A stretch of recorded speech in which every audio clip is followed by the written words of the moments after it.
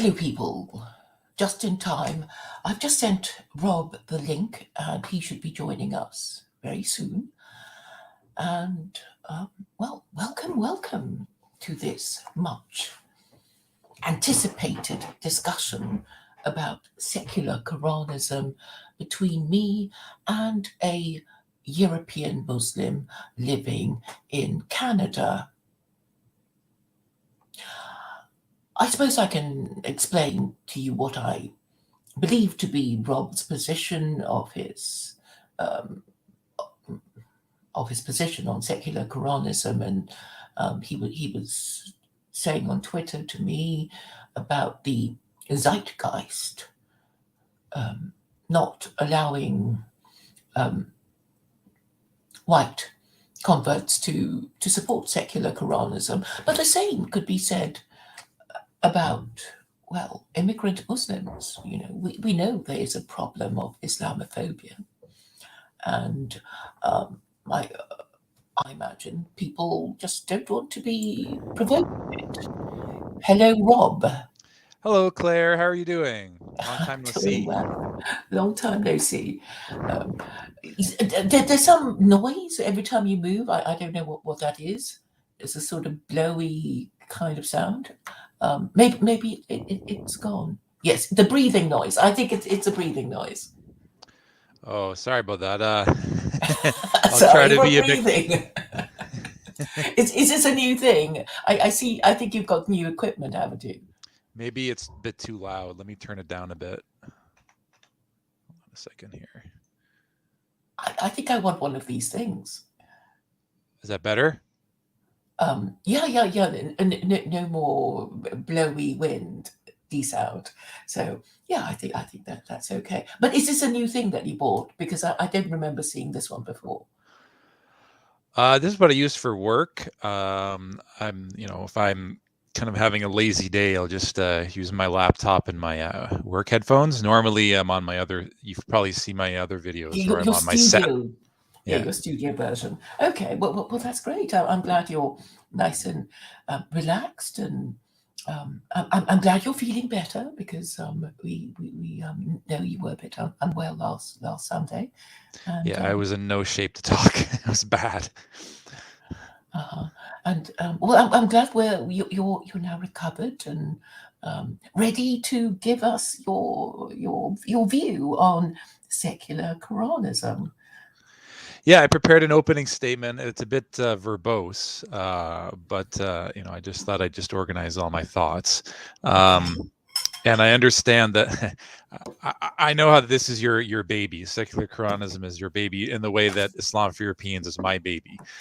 So like I, I don't want you to feel threatened or anything. I know Oh that no! I'm saying we should have an arranged marriage for our babies.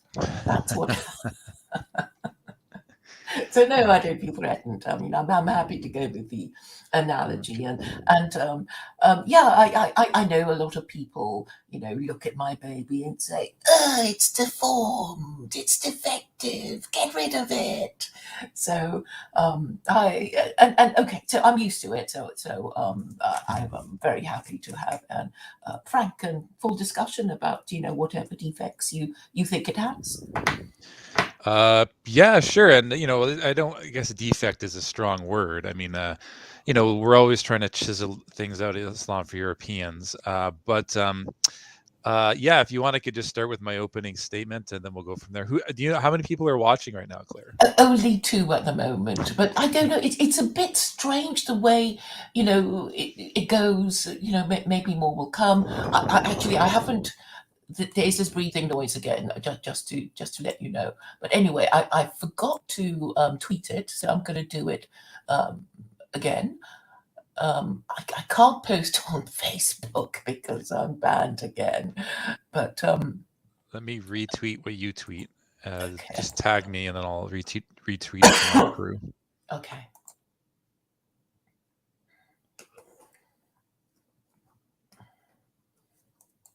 But do you find that the what do you call it, the counting of live viewers and stuff is it just seems a little what's the word, I don't know, a little suspicious, because, sometimes you think, well, actually, the people posting,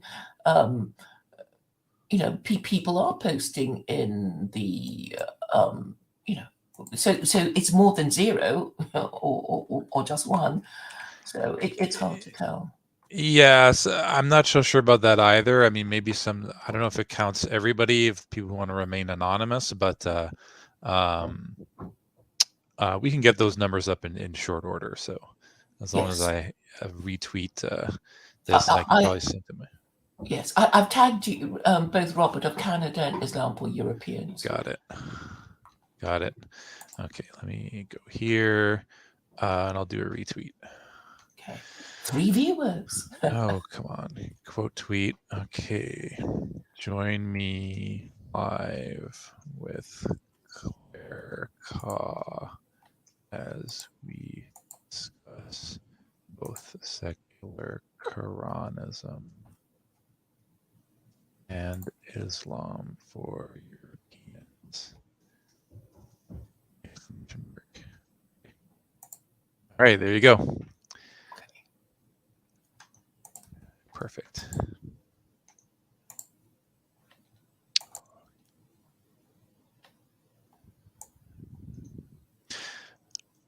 Okay, so do you want me to just start with my opening statement, Yes, please. Claire?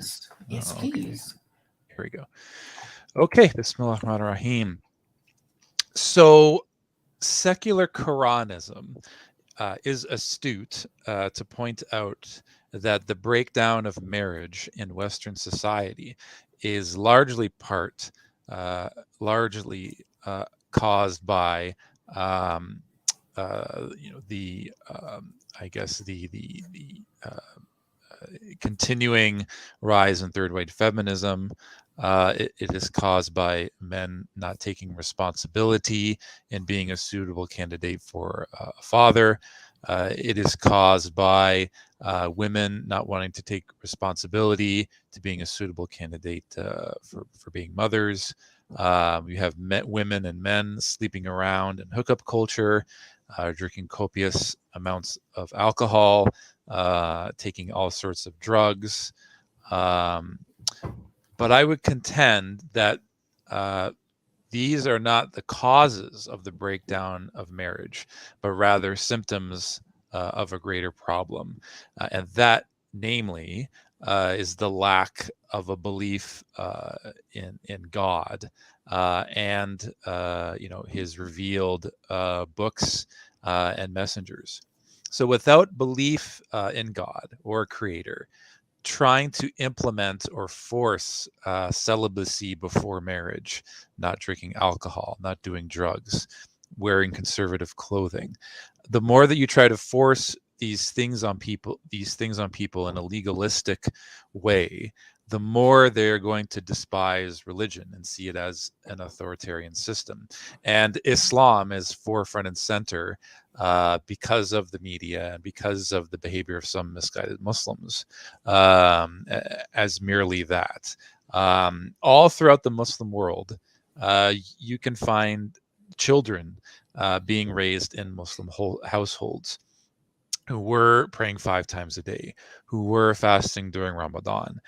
And once some of these families and children reach the West, they totally stop doing these forms of worship and start, and rebel and enter into this, like liberalistic, hedonistic lifestyle. I guess the big question is why? And I think that's because their parents never fully explain or never bothered to explain why they pray, explain why they fast. They never instilled, this belief in the Creator, in Allah, in His messengers and prophets, His books, and the connection that each human being has, so they can establish that love and fear and hope in their Creator.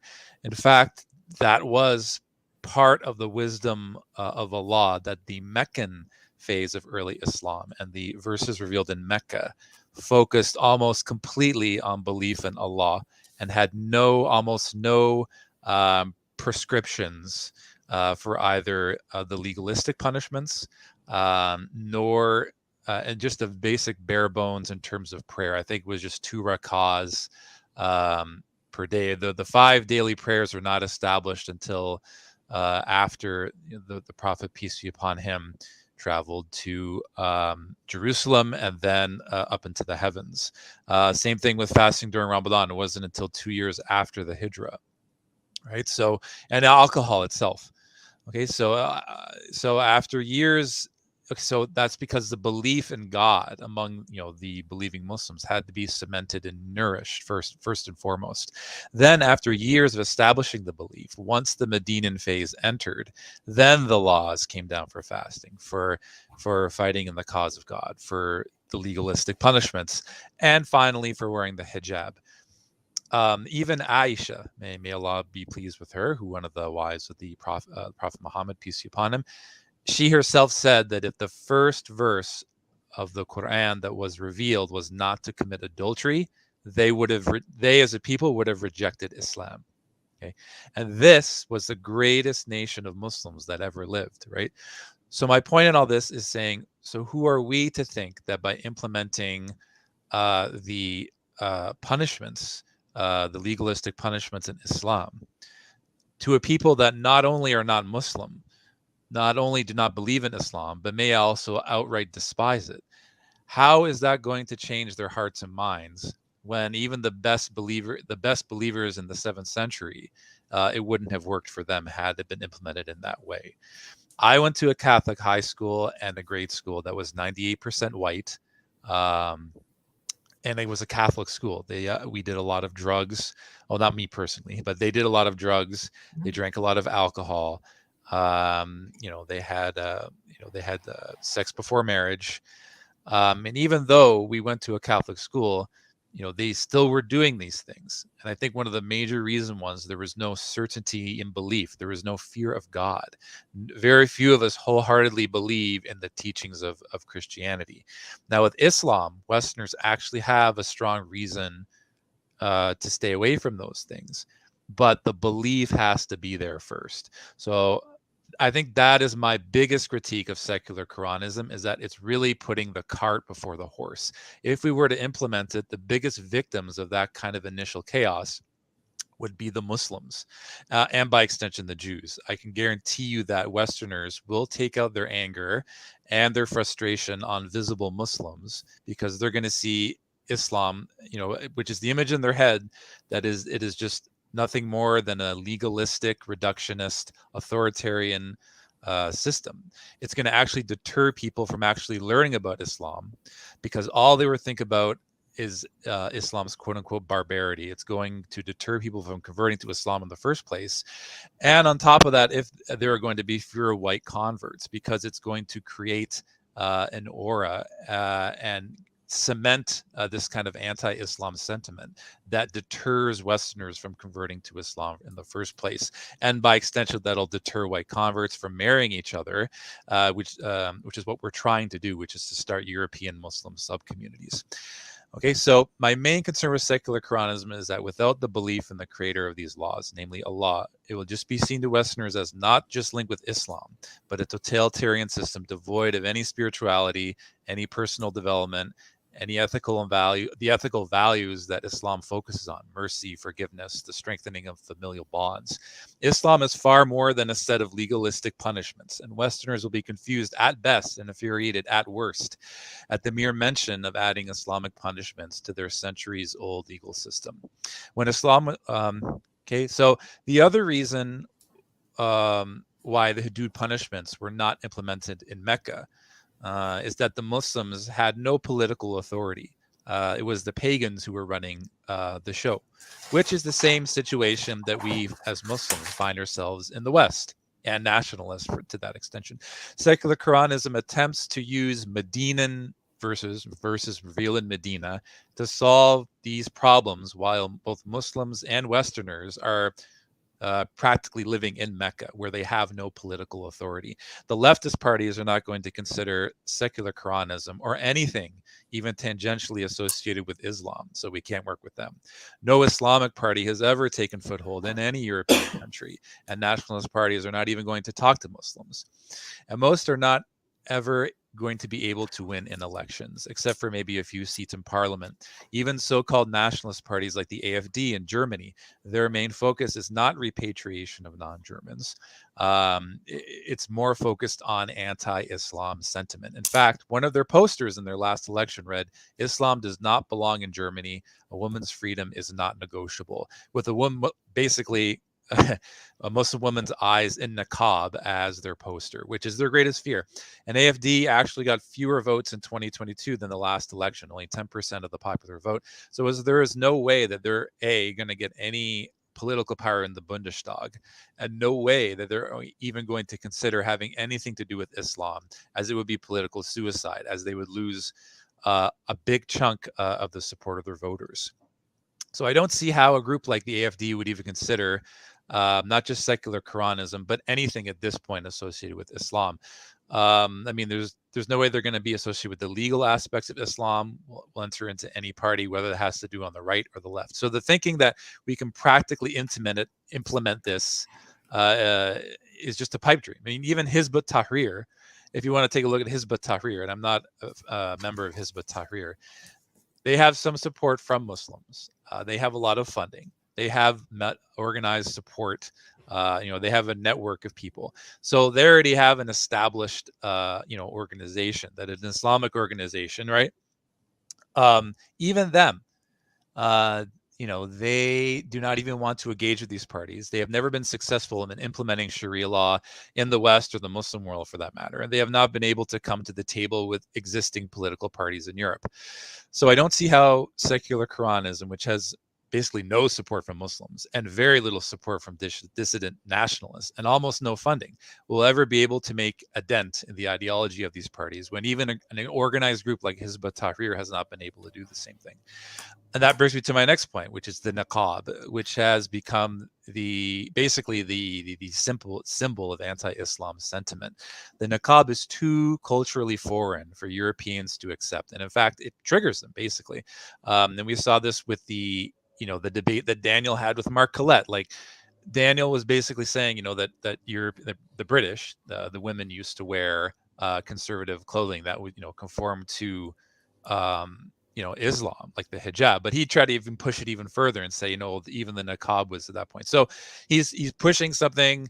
He's taking it to such an extreme. Like, there's no step one. It's like he wants to go directly to Westerners, embracing everything extreme and conservative about Islam, even if it's not Islamically required. A better example with Islam for Europeans approach is that the Europeans who do convert to Islam, the women can conform to Islamic guidelines, but they can go back to the original traditional clothing of their ancestors. And that has been much more effective in giving dawah, because it's a sense of, that they're taking something from their old culture and bringing it into Islam, rather than adopting a black niqab, which has absolutely no cultural foothold in Europe, right? And I know that you have, the black niqab as your profile photo, Claire, and I don't know, maybe you're doing that to trigger as many Islamophobes as possible. Yes, I am doing it to trigger them. Because it has to be in your face. Because if we retreat and say, "Oh, they hate us too much, we better shut up and hide in a corner," we will never get anywhere. So we have my to go counter out and argument to that. them. My counter argument to that, Claire, if I can just say that very quickly, is that you're in a similar position to Daniel Haqiqatjou, is that you're trying to trigger these people to get them to change their opinion. Take it from me, as a convert of 18 years, that is not going to work. We've lived with these families. These are our own flesh and blood. Daniel has no skin in the game. He can be as triggering as he wants on social media, but at the end of the day, he can go home to his Muslim family and not have to deal with it at the dinner table. But for us who actually did convert to Islam, this has major consequences. I mean, if we try to act the same way that Daniel Haqiqatjou does online, and I'm not just want to center out Daniel, many other da'is, they act in this kind of base triggering way. Like, it may result in a convert getting kicked out of their family's house. It may result in us getting written out of the will. It may result in us not wanting to convert to Islam in the first place. So it's very easy for Daniel and all these other duat to act as I guess triggering and based as possible. But we know, as experience of converts of several years, that this is not going to change the hearts and minds. The best way that's going to change the hearts and minds of the people is to try to act in a prophetic way, try to embody how the Prophet Muhammad, peace be upon him, dealt with his non-Muslim relatives and family. And he was very merciful. He triggered everyone until he was kicked out of Mecca.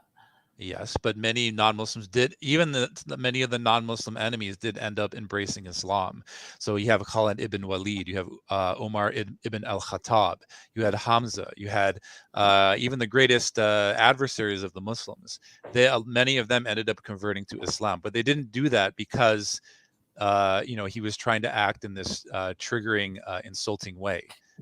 They were, even though they disliked. I mean, they disliked. They were, the pagans, the Prophet Muhammad, peace be upon him. He was their adversary, but at the same time, they still respected him. And this is the prophetic way. This is how you change the hearts and minds of the people. By fighting a war and imposing. Well, they had no chance. Well, they had no choice. The Meccan Revolution. The Muslims had no choice. I mean, so if you look at, have you read the Seerah of the Prophet Muhammad, Claire? Like, have you read the Sealed Nectar or anything like that? It doesn't come to mind. So what I recommend is reading the Seerah of the Prophet Muhammad. We know that he was a successful military leader, so he didn't not say what he needed to say. And obviously what he said was triggering enough for him to be kicked out of Mecca. And I think we have to take a few risks. Well, that's one piece of the puzzle. But the thing is that the non-Muslims among our people, they very rarely get a chance to speak to other Muslims. And the only time that they see other Muslims is on social media. So they already have a negative impression of Islam. And then they see someone like Daniel post the Eiffel Tower with all these Arab minarets around it and a big word that says, I know it sounds funny to you, Claire, but the thing is that, he even wrote down, show it to your friends and family. I'm sure they will love it. Any Muslim convert to Islam, any Western convert to Islam that shows that to their family, there's going to be direct social impacts to that convert. Right. So they may get kicked out of their house. They may ruin the relationship with their family. We can't afford to act in this particular way. So he doesn't see that because he's not a convert to Islam. Right. I lived with those families, Claire. I've lived as a convert with in-laws who are very opposed to Islam. And trying to use that direct triggering manner is just not feasible. And it's going to foster an environment that just deters Westerners who are interested from Islam to converting in the first place, right? But I'm not even suggesting that. I am suggesting a dialogue. It's like, of course, you're not going to become Sharia theocracies tomorrow, even if I don't know, CNN and Twitter and Facebook agreed. It would have to be a gradual process, and it would, if it happened, it would only take place after a dialogue. And what we need is a dialogue. And at least Daniel is saying things that triggers them so much they want to respond. And I thought the way he dealt with Mark Collett was actually quite productive, because he managed to get Mark Collett to agree to read the Quran, which was, I think, a bit of a breakthrough. But look, it's a step in the right direction. And I'm not saying that discourse isn't important, but it's only one piece of the puzzle. And again, this conversation between Daniel and Mark probably took years to set up, right? So I understand that social media, you can accomplish some things, you can get these people to actually talk, right? But at the end of the day, we don't live in the realm of social media.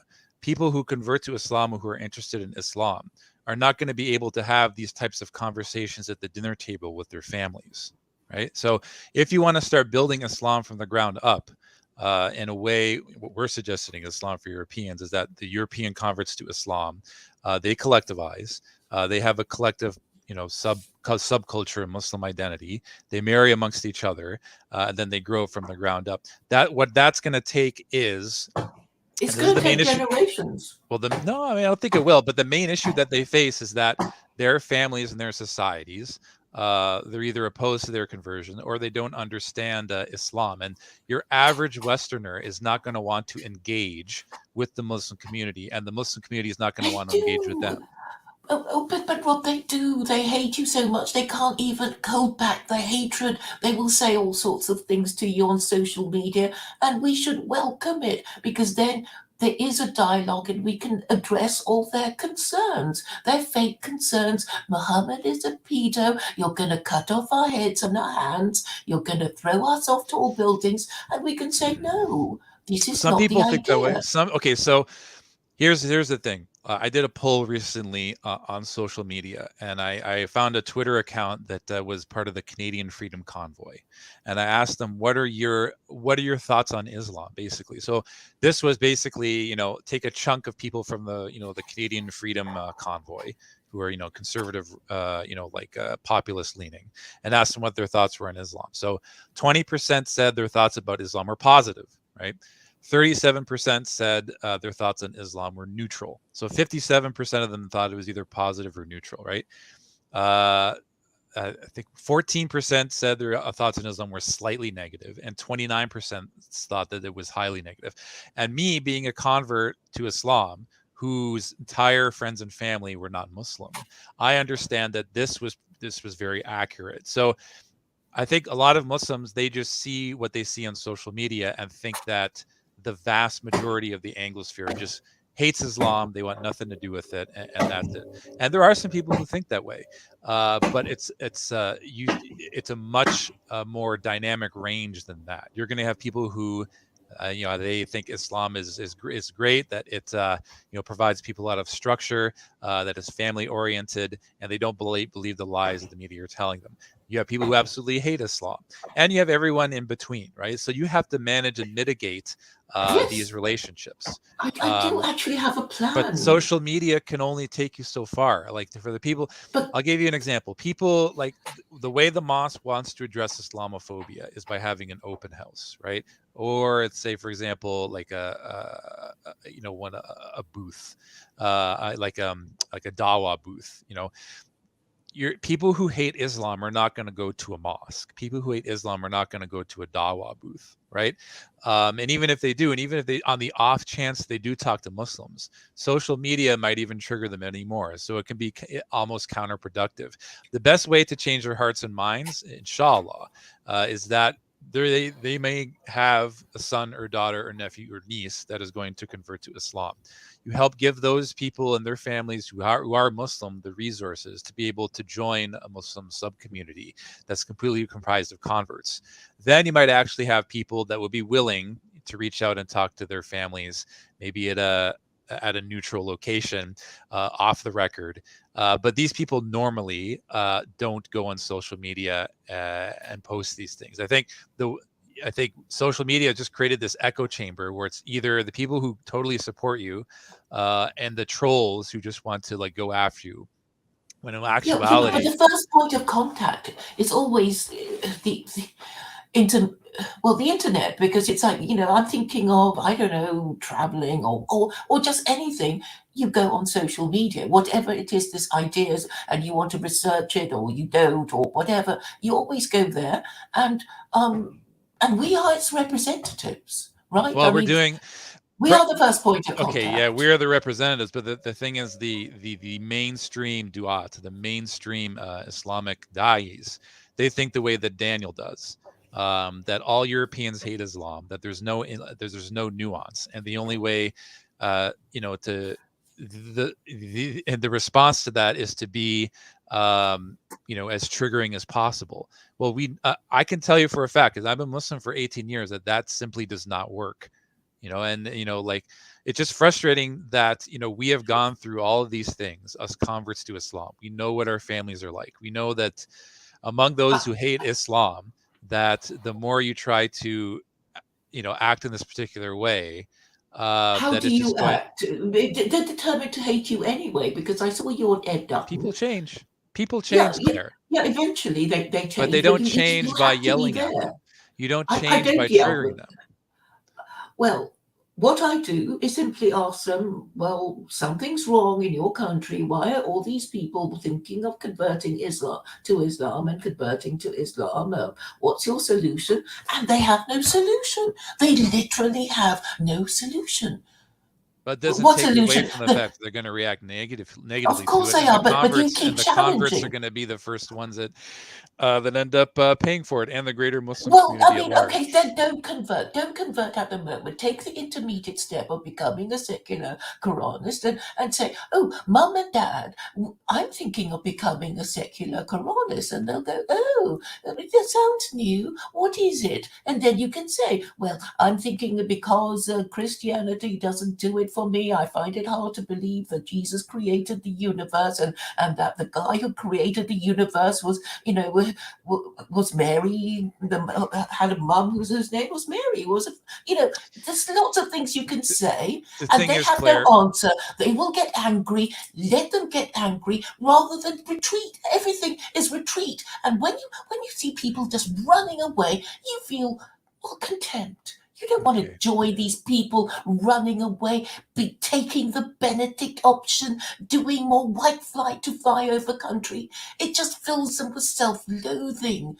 And when they do, they want to attack something, right? They want to kick the dog, and they'll see one lone Muslim, white convert, or whatever. They're going to attack him. But if we show some strength and some belief in our supposed conviction, then we can talk to them. We don't have to do See, anything Daniel drastic. makes the same argument. He says, oh yeah, so what if they react angrily? Well, the thing about it is, Claire, is that Muslim like mosques and Muslim organizations don't have the time, money, and resources to take on these converts once they get kicked out of their houses.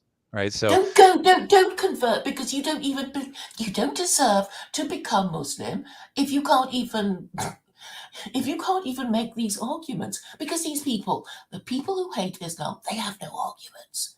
What can they say? Have you got anything better? Oh, Christianity. Let's go back to Christianity that only worked when we burnt heretics at the stake for denying the divinity of Jesus.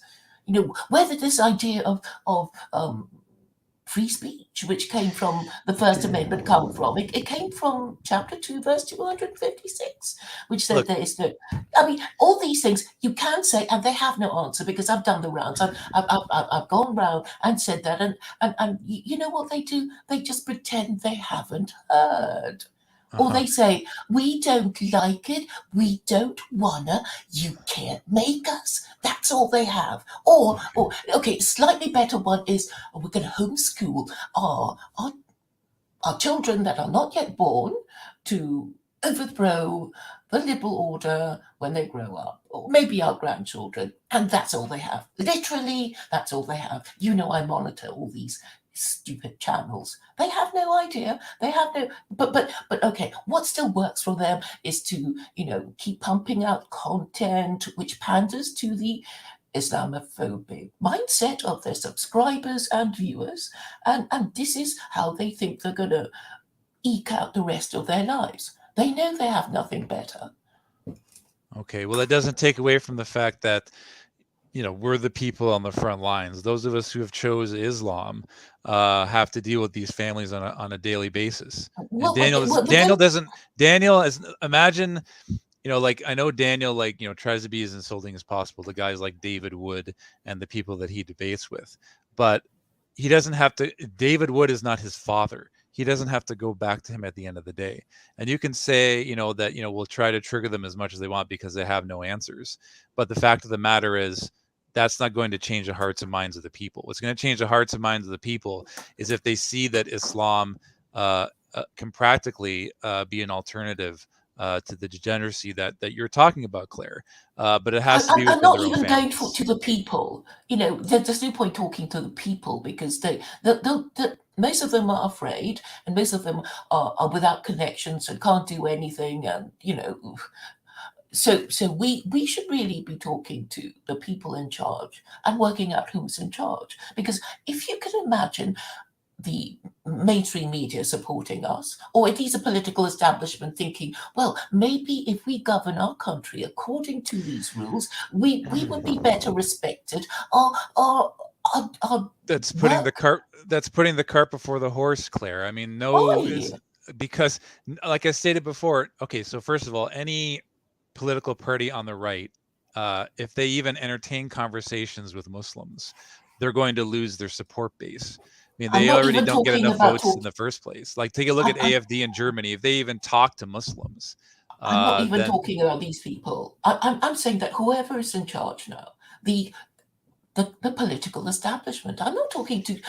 I'm not talking. Okay, I've done the whole round of talking to these fringe parties, and yes, they are, to a man, Islamophobes virtually.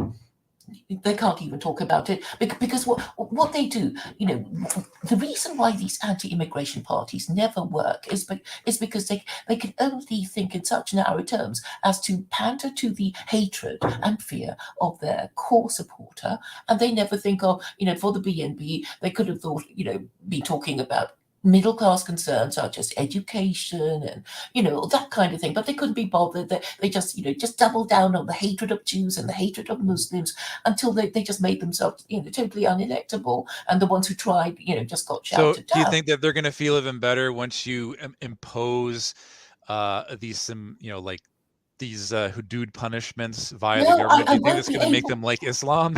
No, no, no, no. This is far, far away from what I'm trying to say. I mean, I have no power. I don't even know who's in charge or who I can have this conversation with who is a public intellectual, because they're all avoiding it, right?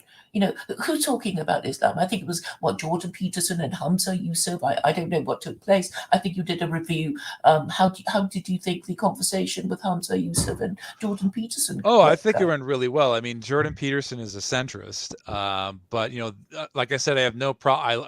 Those are great that these conversations are happening, but it's just one piece of the puzzle. And it's an important piece. I think it's very important, and I encourage more of these conversations to happen. Yeah, I mean, Daniel Haqiqatjou should be targeting Douglas Murray and No saying, one likes Daniel. Daniel Haqiqatjou is not very well liked, even among conservative Muslim circles. He's burned so many bridges.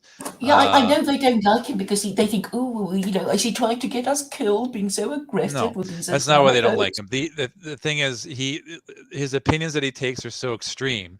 It's from actually a sheikh that was actually kicked out of the consensus of scholars.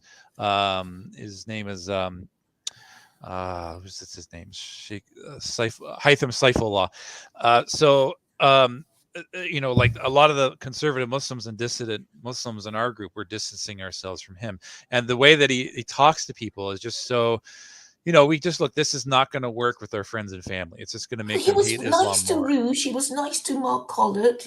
He was actually very, Well, the thing very. is, yeah, he's nice to them when he talks to them, but when you look at his social media accounts, it's a different story. He sees Western people as an other. He has no desire to live in the West. He wants to leave the West. The only reason why he's staying in the West is because his parents are still there. And he thinks that women are degenerate, women are whores. They get pumped and dumped. And I know it sounds funny and based, but if you're a convert and you use that type of language with your Islamophobic father, he's going to be like, get the hell out of my house. So it's just making matters worse. We dealt as converts with our friends and family, and we tried to show how Islam can change your behavior for the better. And by doing that, you're taking the prophetic example. You're acting like the Prophet Muhammad, peace be upon him, in the best possible way, and that changes the hearts and minds. Being merciful, being forgiving, doing good to your parents. Not even allowed to say "oof" to your parents. I mean, if we talked in the way that Ali Dawa talked to Douglas Murray, and I know that he's talking that way, because Douglas Murray was being rude to him. I can totally understand why Ali Dawa acted that way. Oh, I missed that one. Was it a recent exchange? Basically, Ali Dawa wanted to debate Douglas Murray, and Douglas Murray was saying, "Okay, if you give me if you give me $1,000 donation and I'll donate it to the IDF. Then we'll do an interview. So Ali Murray Dawah, is always running away. He ran away from Anjem Chowdhury. I saw him deliberately not turn up until, well, you Anjem know. Chowdhury's a shill himself. So I mean, Well, even the Anjem Muslim. Chowdhury is a great debater. No, Anjem Chowdhury. See, here's the problem. You look at people like Anjem Chowdhury, like, oh yeah, like he's gonna like own Douglas Murray. You know, he's insulting him back. That makes him a good It's spokesperson not for the even Muslim insulting. community. He's But just won the his argument. ideas are so extreme and out of the mainstream consensus of scholars. At the end, it's going to make it look really bad, and that's not what the mainstream Muslim community wants. So it's a perfect example of acting in this way that's just totally away from the prophetic example. You know, We don't know what we don't know what the Prophet Muhammad actually did, but what yeah, even the we know the little that he Sirah. did, even the Read the little that he Sirah. did, the what? Read the Sirah. Do you know what the Sirah is, No. Claire? Okay. The Sirah is basically the story of the Prophet Muhammad, peace be upon him, from his early days to his days in Mecca to the Medinan era, right up until his death, and the stories of his companions. That's what the Sirah is. You can get a book called The Sealed Nectar and see how he dealt even with his enemies. He was he was very just, even in war. In which cases were very almost like skirmishes. They weren't actual like huge wars like in World War I and World War II. And even amongst the people, who showed him the most hatred, like there was one episode where he went to a place called Ta'if during the Meccan period, and he invited his people to Islam. And the people in Ta'if basically stoned him. They threw stones at him. They said, "Get out of here." They rejected the message of Islam to the point that, his sandals were bleeding. And the angel Gabriel came to him and said, if you want, we can smash these two mountains together, because Ta'if is between two mountains, And then Prophet Muhammad said no, because they eventually their people and their descendants will convert to Islam and they will become a Muslim city.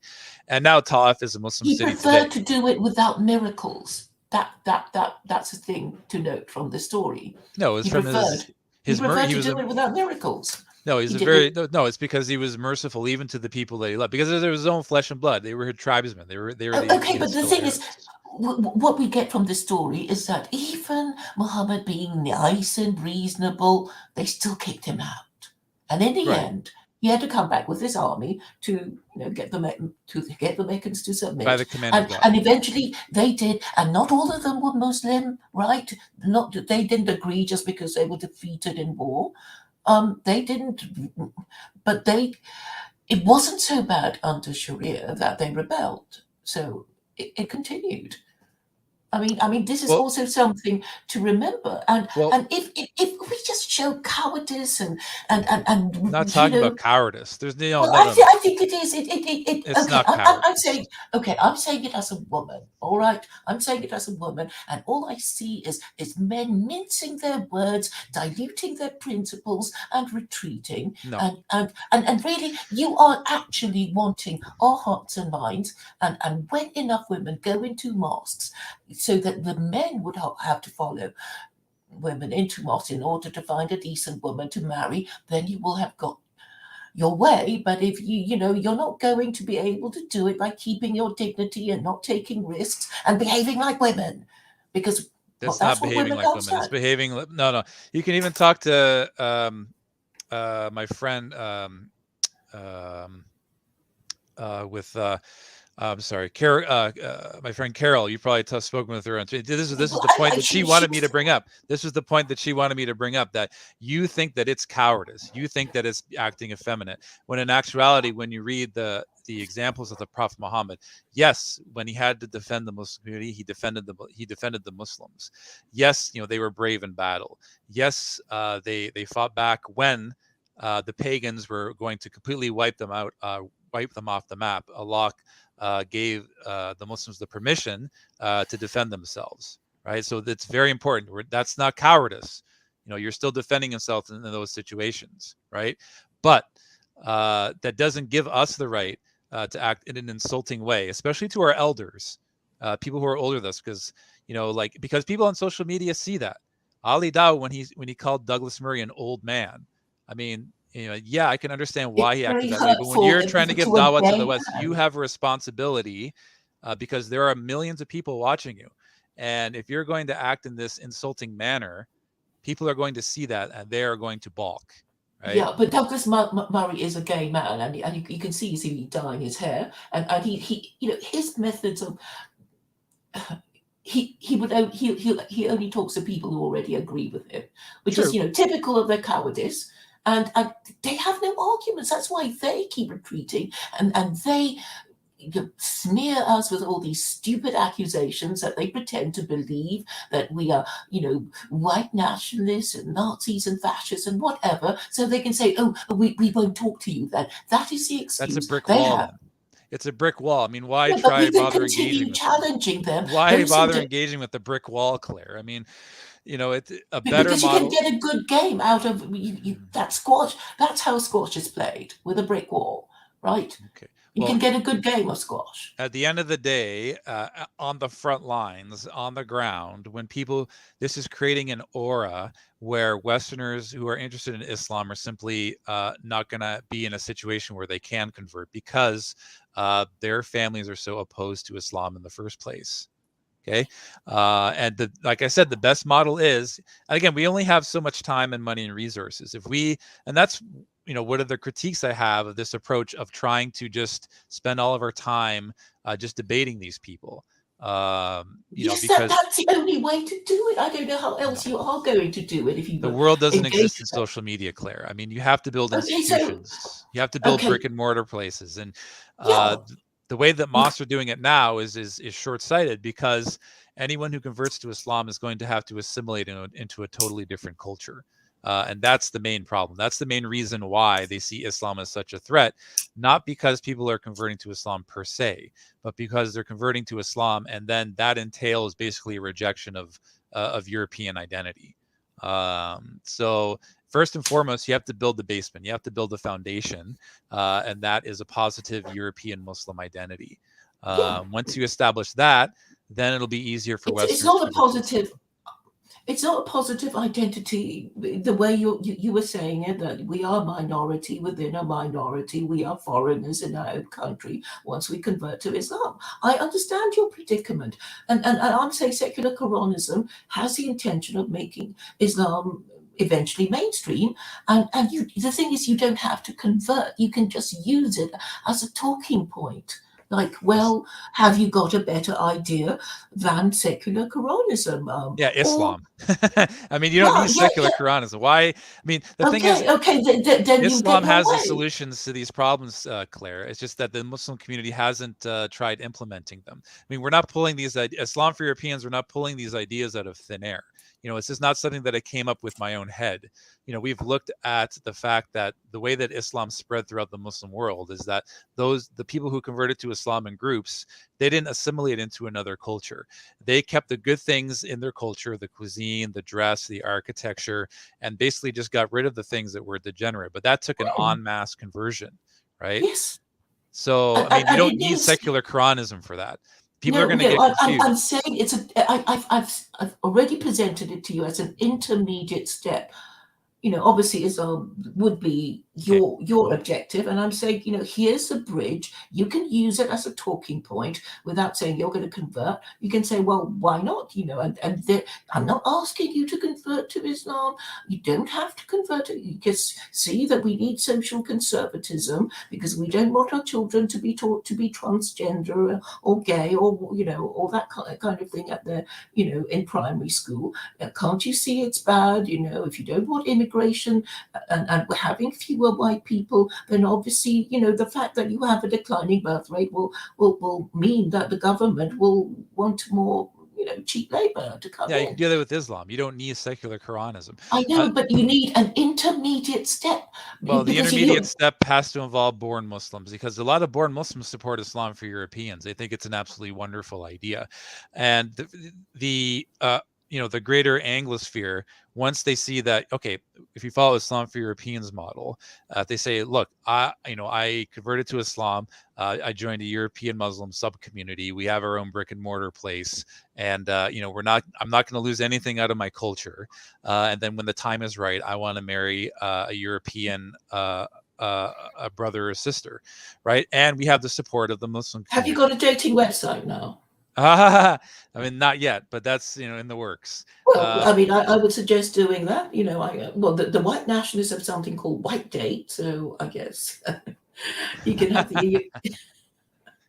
Yeah, and that's the thing. I mean, once they see, wow, born Muslims actually support this, maybe they don't want us to completely die out. So if you take the secular Quranism route, no Muslims are going to support this. I mean, secular, you don't speak Arabic, Claire. I'm sorry. I mean, I'm sorry to say, you I don't don't have. have to speak.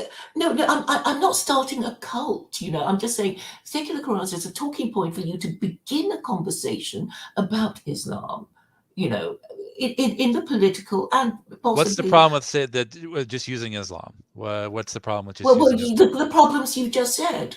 Because once you say Islam, your Islamophobic parents will just get all triggered because they think they know what it is and run out of the room, and come back with a pitchfork to, get you out of the house, That as you were happens sometimes, kind but of not all saying. the time, first of all. And Yeah. second of all, once the cat's out of the bag, once they know you're studying Islam, I mean, there's no point, in going halfway. I mean, like I've dealt with these families before.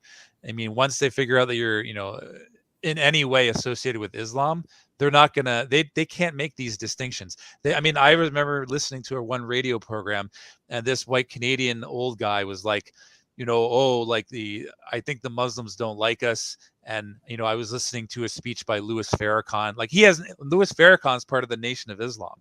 It's completely heretical to Sunni Islam, but in his own mind, he can't make that distinction.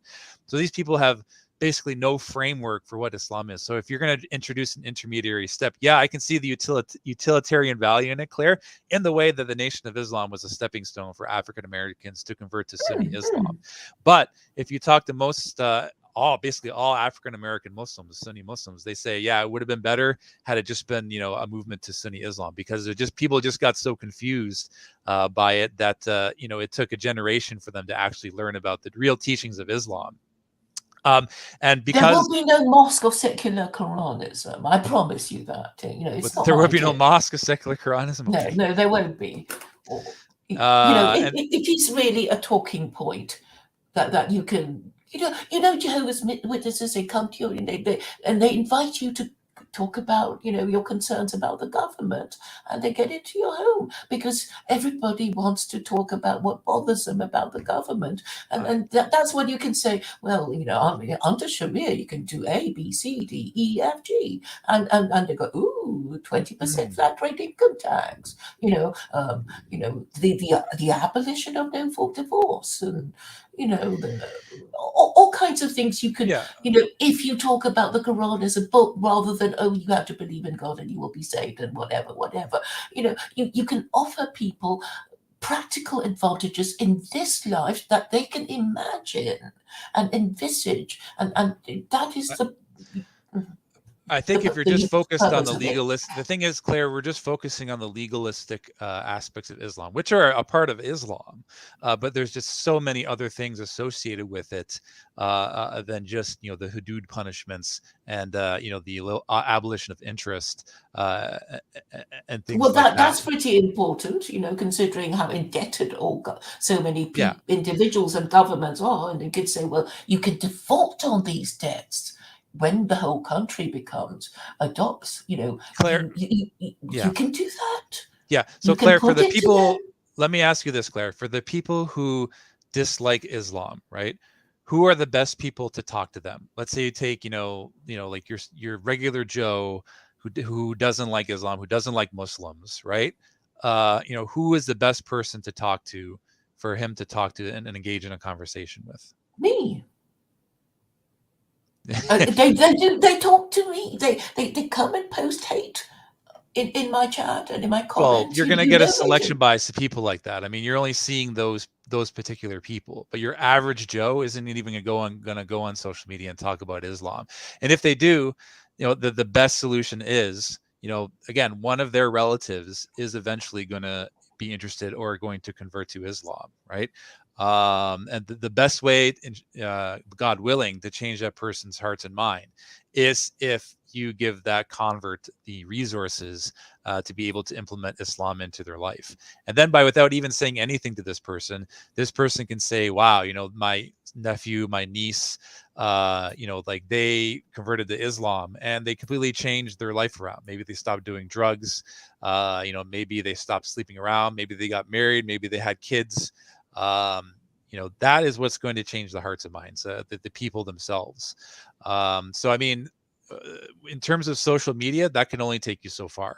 And I understand that it's a piece of the puzzle, but it's just one piece, and it's not the way people act in real life. Like people have the people that they hang out with, they have their friends and family. Those are their flesh and blood. It would be the same thing if, I was, trying to give dawa to Chinese Canadians, say, for example, in Toronto. I don't understand the culture there. I'm not deeply embedded in that culture. What I would do is give the Chinese Canadians who converted to Islam as many resources as possible so they can collectivize as a group. That way they can be better tuned to give dawa, if not to their family. Can't you just have a group on Meetup or something and just say, Canadian Muslims, come, right, join us for a coffee in your local cafe. Right. That's Exactly. what you need to. Right. So again, you're going to deal with people who hate Islam. You're going to deal with people who are neutral. You have to mitigate all of these relationships when you convert to Islam, and trying to solve it. I understand the Muslim community wants to help us out with that, and Islam has the solutions to that. It's just that the Muslims have not delved into these particular issues. They think that they could solve it at the mosque by having an open house or having the imam talk to them. When in actuality, even if our non-Muslim relatives have a very positive image of Islam, it's just not their turf. They don't want to go to a mosque. They don't want to talk to an imam. So the best way to do that is fostering an environment where they may get the chance to talk to other converts from the same cultural background. It's a society of Canadian Muslims. But you don't need secular Koranism to do that. Once the cat's out of the bag that you're studying Islam, you might as well just go ahead and say that you're Muslim. And again, secular Koranism, it's not based on, as far as I know, correct me if I'm wrong, it's not based on a belief in Allah. Like it's an agnostic. It's optional. What's that? It's optional. You can believe or not believe. Right. The whole idea is its rules. And so I am actually, ideally, if I knew who was in charge, I would say, hey, Mr. Government Department or whatever, here it is. I think it would make your lives easier. MPs, whatever.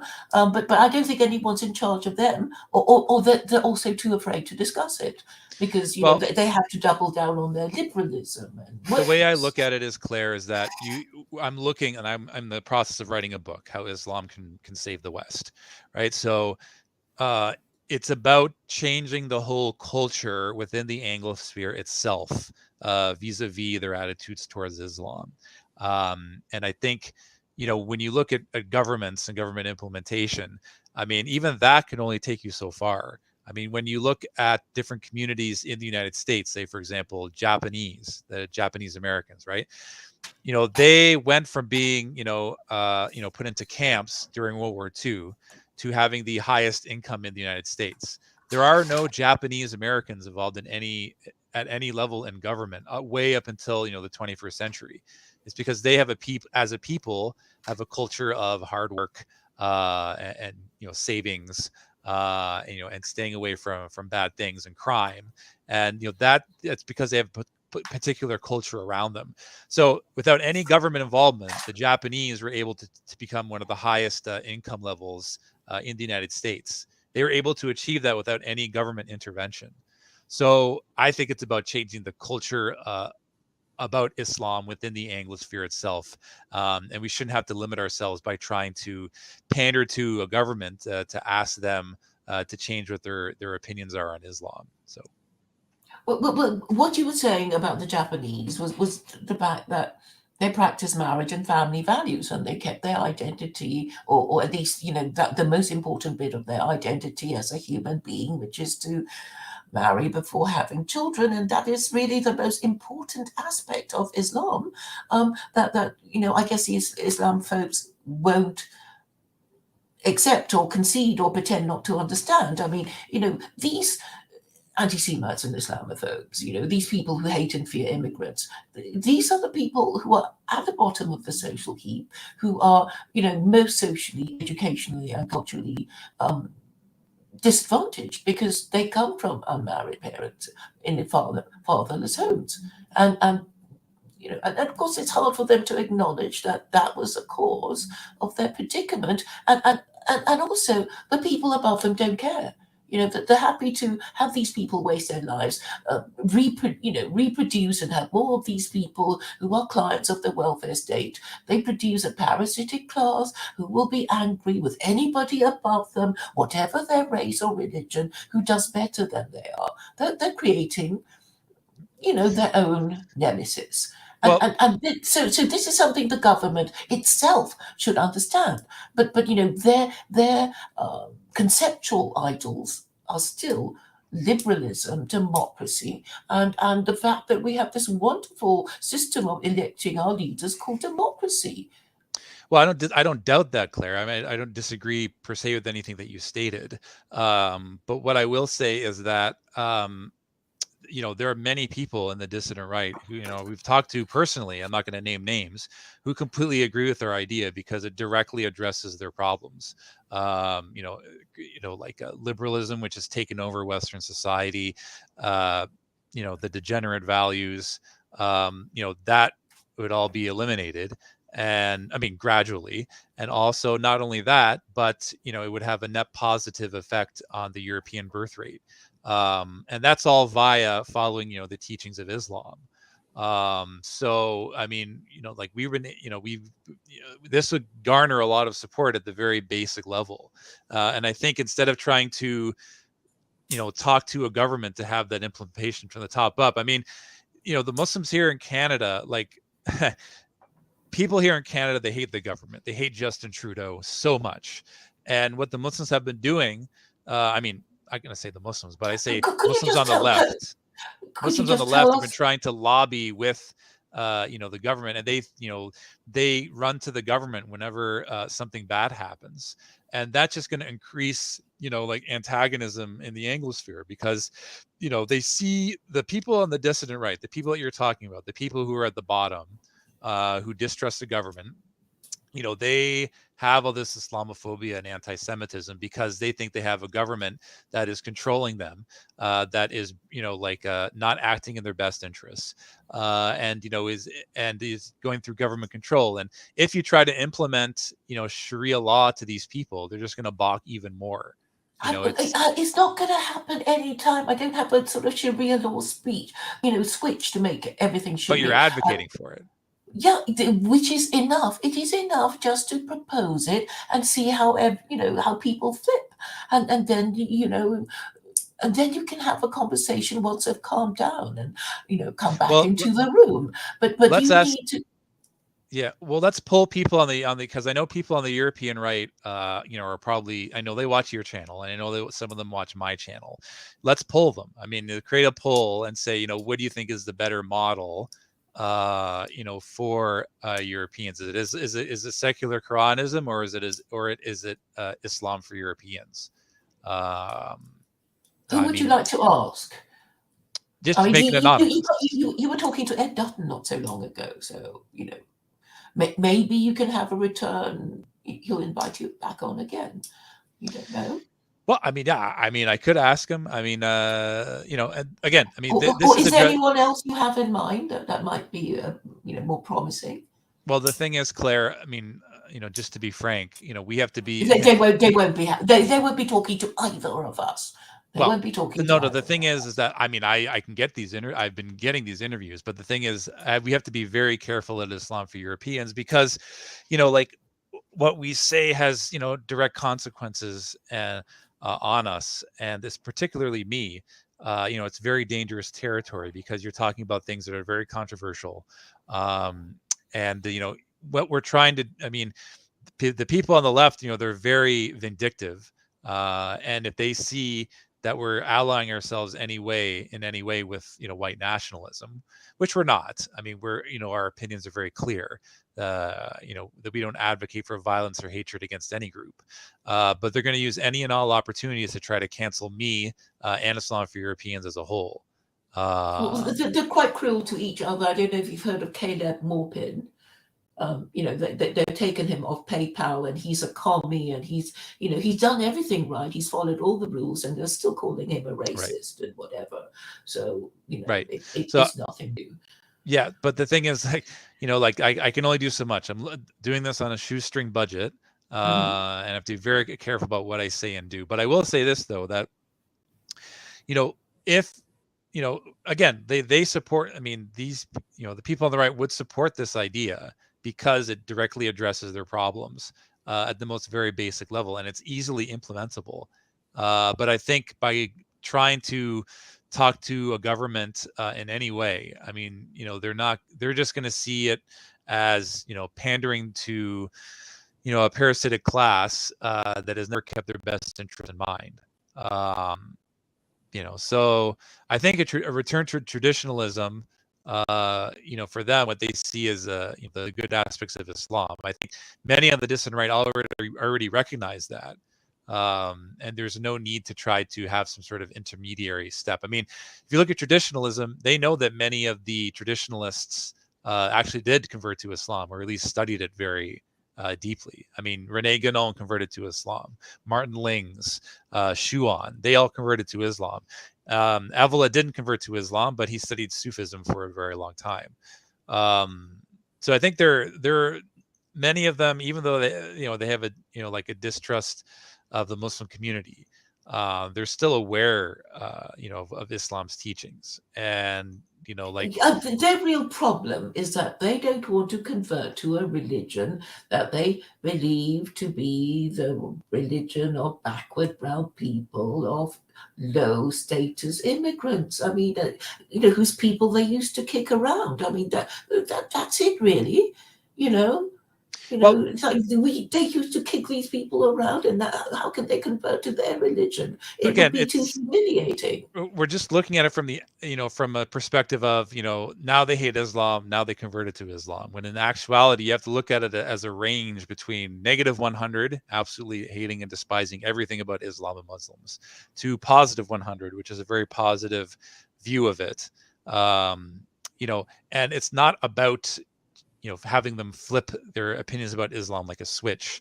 It's going to be, it's a long, arduous process. And, many times you have to, it's not about getting to change their opinions right away. Over time, their hearts warms toward Islam. Yes. And you also have to, a narrative has to be woven that will make it easier for them to understand. And I think you can put it as a historical inevitability, because when you said you were writing a book about how Islam will save the West, I mean,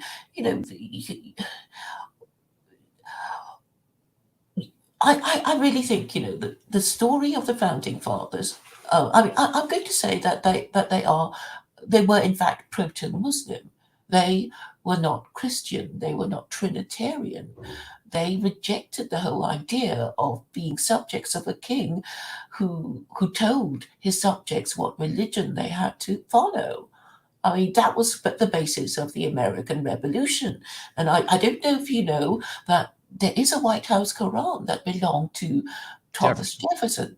Yeah, and the other thing that he did was this strange thing called the Jefferson Bible. He basically cut bits out. Well, he cut out all the epistles of Paul, because it wasn't from Jesus. He left the Sermon on the Mountain, and we still don't know. Well, I think I know, but this is not even understood by Americans themselves. I mean, I was just talking to Carol, and she said, "Well, most Americans don't know anything about the founding fathers, hardly." And the two White House Qurans. Jefferson's library was destroyed in a fire, and he bought another one. So, it wasn't, like, some book that we. I know I'm one of those people. I occasionally buy books and I don't read them and I never read them. He obviously did read them because, he had to read them in order to negotiate with the Barbary pirates or something. But, a lot of Islamophobic Americans can't accept it. They're saying, okay, there is a White House Quran, but he never read it, because people buy books that they never read.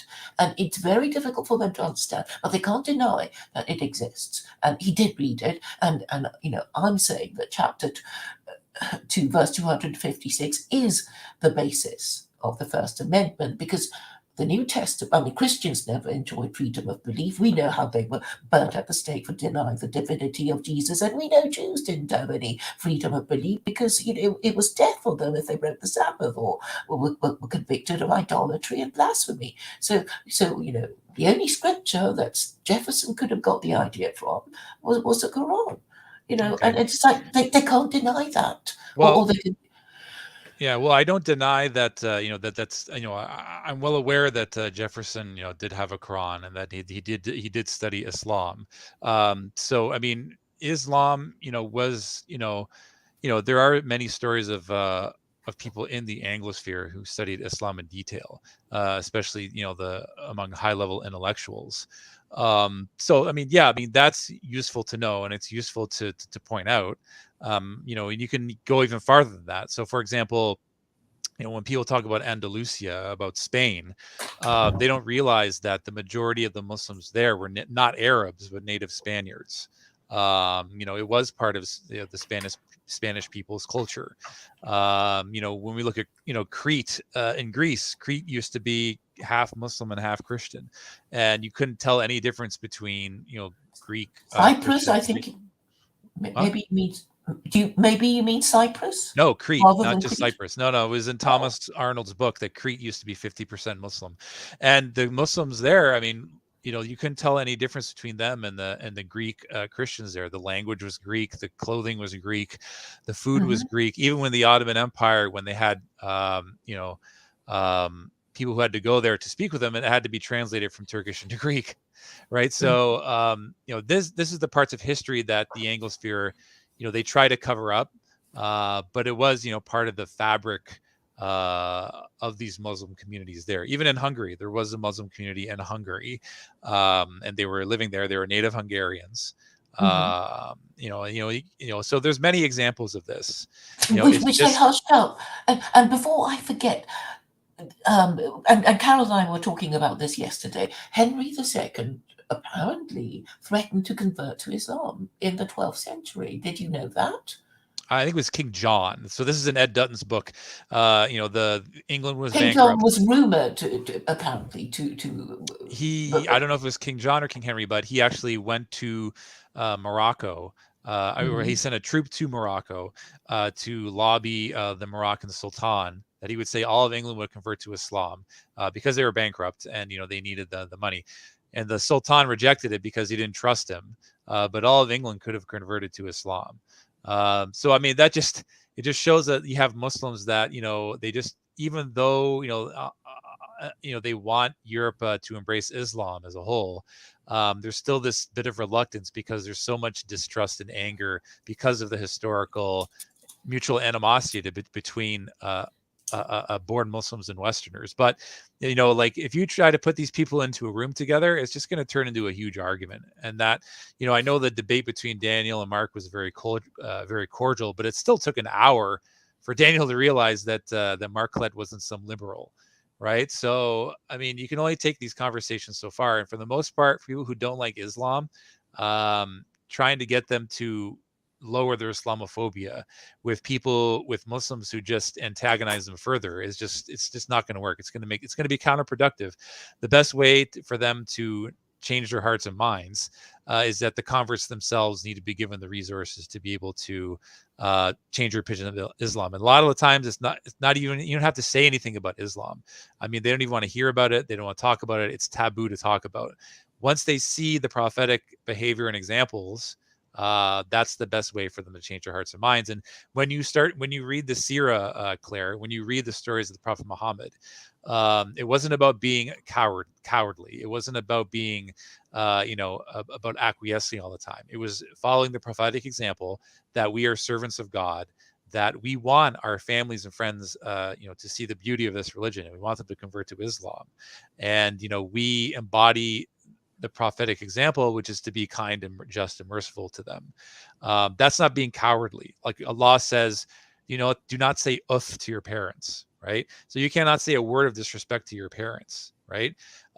So we don't have the luxury. You don't have to be disrespectful to ask them, what other problem, why they have such difficulty. I mean, you can just ask them questions. You don't have to even tell them stuff, and in the end they will find themselves saying, we don't like it. Well, we don't wanna. You can't make us. It's better to lead by example. Once they see their son, their daughter-in-law treating their son very well, as a Muslim woman, or once they see their son-in-law treating their daughter, with respect, and they see the beauty of an Islamic marriage within their own family, and once they have, European But Muslim Islam babies. without Sharia is a car without an engine. That is why so many Muslims that you were telling me earlier, who prayed, regularly before they arrived in the West, stopped doing it because they don't have faith. They don't have faith. But there is also Sharia. this culture that tells that draws them away from Islam and says, no, you're there's the many. West, I know many first-gen Muslims, born Muslims, who were practicing when they were in a Muslim country, and they were practicing when they came to the West. I know other born Muslims and first-gen Muslims who came to the West, and they ended up, going to the bars and getting wasted, and having all these illicit affairs. What's the deciding factor? It's not Sharia law, because they're both living under the same governmental system. The difference is they have faith in God. They know that God is watching them, right? And they know that at the end of the day, they're going to be judged by God. And that's the reason why they're sticking to their values. It has nothing to do with being enforced with Sharia law, because they're both living under a Canadian government. Well, I'm afraid that there are Muslims in Muslim countries saying that there are plenty of Muslims in these Gulf states or even in Malaysia. They're leaving Islam because of the culture, because of, I guess, what they read from social media or the news and whatever. So we don't want Islam to become like Christianity, where they just pretend to believe and in fact don't. Well, there's no certainty of belief. I mean, you can read the Quran and just say, look, like, this is a book from God. I mean, I don't need any. There's so many. The evidence is just overwhelming. The scientific miracles, the numerical miracles, linguistic miracles.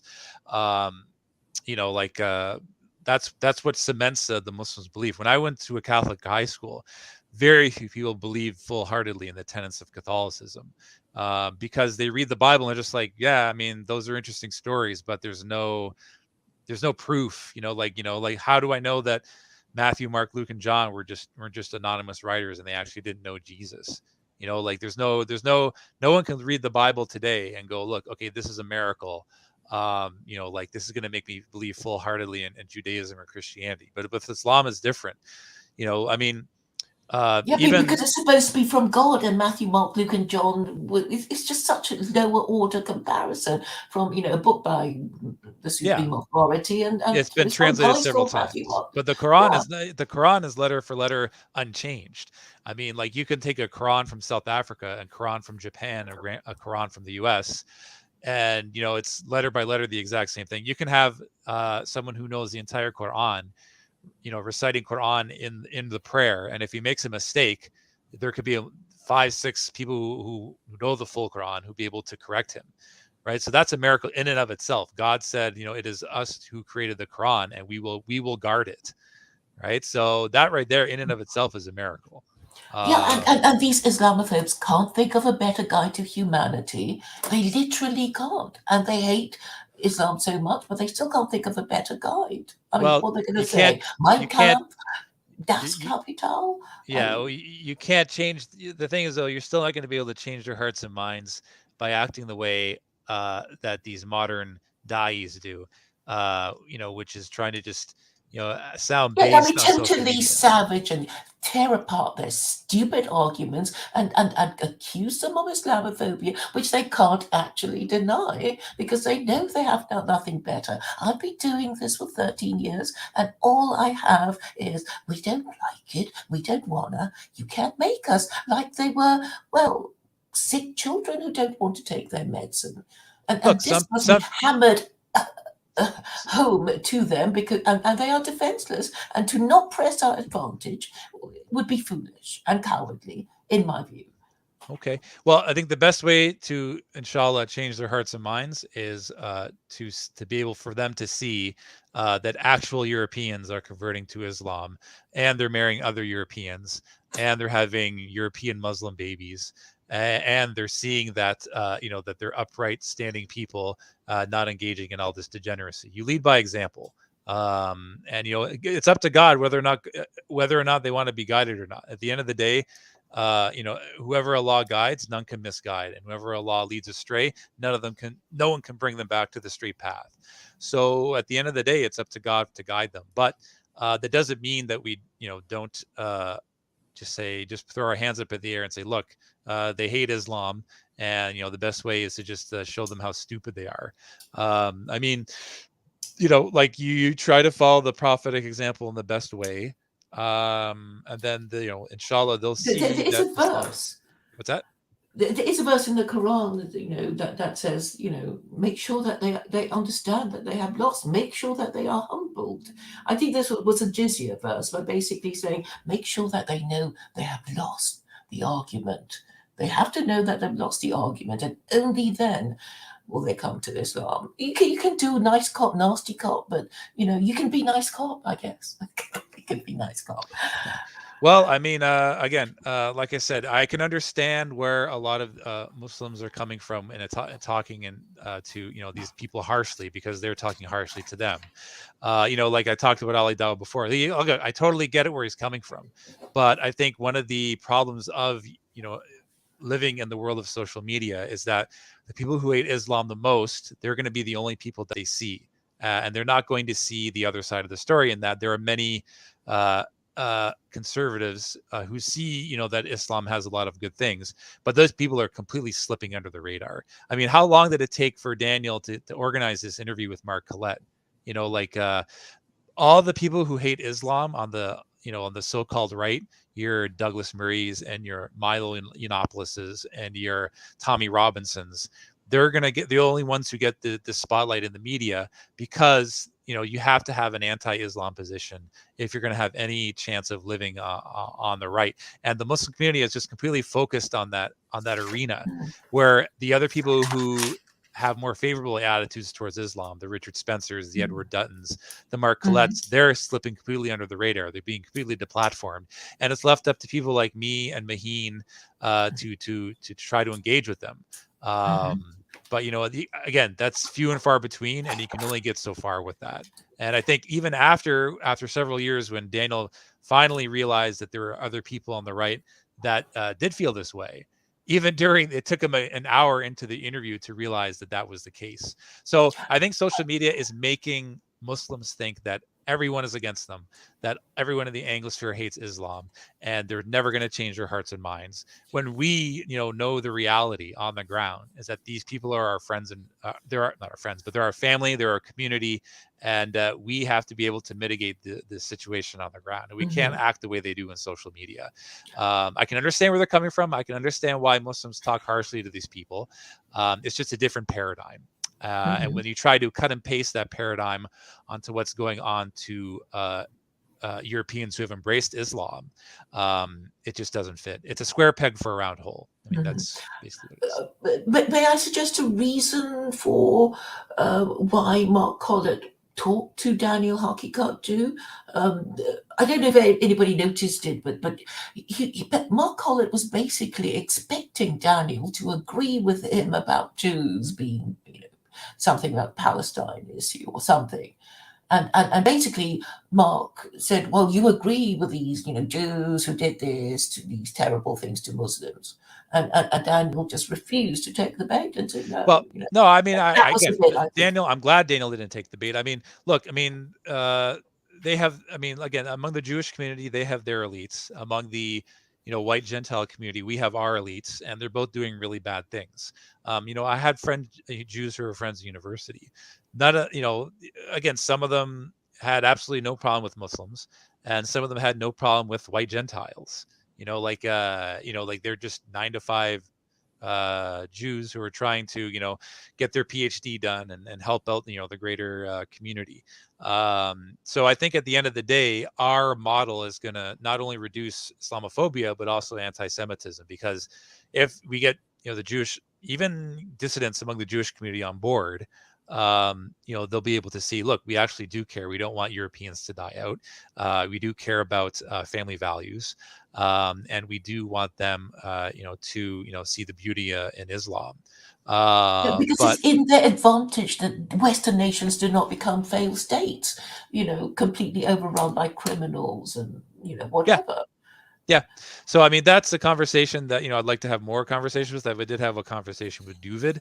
But David's I a liberal. He can't be trusted on anything. Okay, Really. so in any case, Claire, I do think that there's a lot of overlap with what we're talking about, and I didn't come here to just to blast secular Koranism. I do think that we have a lot that we have in common. I just think that we should concentrate all of our money and resources and time in with this model, and that you give the European converts to Islam the resources they need to create their own sub community, and that's the best way, because we need to take the initiative in talking to our And people. the funding is coming from government, is it? Is that the plan? I wouldn't ask for funding from the government. Like, it would come from either donations. I mean, the Muslim community spends millions of dollars on these big expensive mosques in Norway and Spain and UK. Like, it's just the amount of money that they spend is just incomprehensible. I mean, you could just take a chunk of that money and just start this initiative. I mean, even look at all the money that they spend on these quote unquote anti-Islamophobia initiatives, that are run by Muslims on the left, which only increase Islamophobia, because they're allying with all these groups that basically say it's impossible to be racist to white people. And I mean, that's, even though that's very insulting, in the way that they're talking. And I know that the people on the right don't, like on the Muslims on the right, like in Daniel's crowd, they don't believe that, they don't take an anti-white stance. They still kind of talk in a similar way, and it just comes off as really off-putting. So I don't agree with So, either approach. right. Is there a white Islamic scholar whom you admire, who might, be saying stuff I, that I, you would like? I can't see. I really can't see mainstream white Islamic leaders or scholars at this point agreeing with our concepts, because it's so politically hot right now that they would be in a lot of hot water for even suggesting that European descendant converts, marry each other and go back to their traditional cultures. It's a very there's nothing quote unquote controversial in that, what we're saying, and that we're not forcing white converts to marry each other. I mean, we're just recommending kafah, which is what most Muslim subcultures do in the first place. I mean, normally Arabs marry Arabs, Pakistanis marry Pakistanis. It has nothing to do with superiority or inferiority or eugenics, and it has everything to do with cultural compatibility in marriage. But I think people, as soon as you mention this concept, it raises a lot of eyebrows. I mean, Sheikh Abdul Hakim Murat was harshly criticized in his book for even stating that born Muslims should have quote unquote sympathy for Europeans because the demographic landscape is changing. So I mean, if he is getting lambasted just for suggesting that born Muslims show sympathy for Europeans, I mean, I can't imagine the backlash of him actually advocating for this. I could see non-white Islamic scholars agreeing with us and saying, this is a wonderful idea. And I know Abdul Rahman from Knowledge North, he's kind of like my mentor. He's doing a great job, in helping us out. And I've interviewed him before, and he agrees with our concept. But it still remains a very fringe approach. And that's why I think a book is a better example, because it'll give us a chance to better elucidate, what we think is the best way forward, so people understand where we're coming from. What is the title of your book? The title of my book is going to be called "How Islam Can Save the West." Did you know that Prince Charles made a speech to that effect? Yes. Yep. Prince Charles did read the Quran, like he did make a speech about Islam. Yeah. But I think it was mainly to do with the environment, wasn't it? I think so. Yes. Yep. And I suppose the gist of your book would be how Islam can save the West because it supports social conservatism. That's one piece of the family puzzle. Values. I mean, that's one piece of the puzzle. I mean, like you can look at also, things like alcohol abuse, drug abuse, like giving in charity, all of these things, are very important. And, above all, it's the belief in God. It's the belief in a creator, that we're going to be held accountable for our actions on the day of judgment. And, this is something that, if you grow up in a society where that belief is not strongly there, I mean, you're just going to do whatever you please. I mean, you're just going to lead this hedonistic lifestyle. And I think above all, that's what's causing the breakdown in the family and marriage. These things like degenerate behaviors and fornication, and these are symptoms, not a cause. And I think may I suggest that you could call How Islam Can Save the White Race? That might, I don't want to end up in prison, Claire. Really? And again, why would it be illegal? Why would it be illegal? And you're white. You care about white people. You think Islam? I care about every people. This isn't just implementable to white people. Like look at First Nations in Canada. I mean, like this is just as much for us as it is for them. I think that First Nations should convert to Islamic groups, and they should have their own designs for Islamic clothing. And they should have their own Islamic centers that have iftars that are with their cuisine. And I think that would be a wonderful idea. Same goes for any community. I mean, this is implementable in Japan, in Korea, in Peru, in Mexico. Whenever Muslims are a minority in a non-Muslim land, they can keep their culture. That's perfectly fine. I mean, they can keep, the biryani for iftar. They can keep the shalwar kameez. But to, you could have a special white nationalist edition. You could have one, How Islam Can Save the West, and then with exactly those same words. But with I don't even advocate a white nationalist version of Islam, Claire. And I know you're just trying to. I know you're trying to joke. I know you're trying to make things light. But the thing is, like, the Europeans have many different cultures, and I think even for me to marry for example, or a Canadian convert to marry, a convert from Greece. I mean, those two cultures are, even though there's some still similarities, are very different.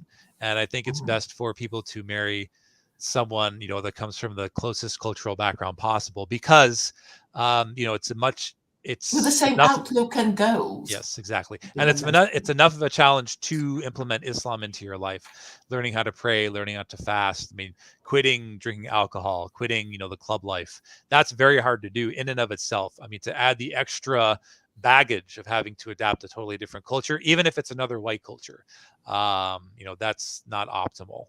So yeah, I remember I did a marriage preparation course for my sins, and it was actually run by by Catholics, and a lot of it was about, it's difficult for one kind of Christian to marry another kind of Christian, and this is just white people and different, but the wrong kind of Christian, I guess, for each other.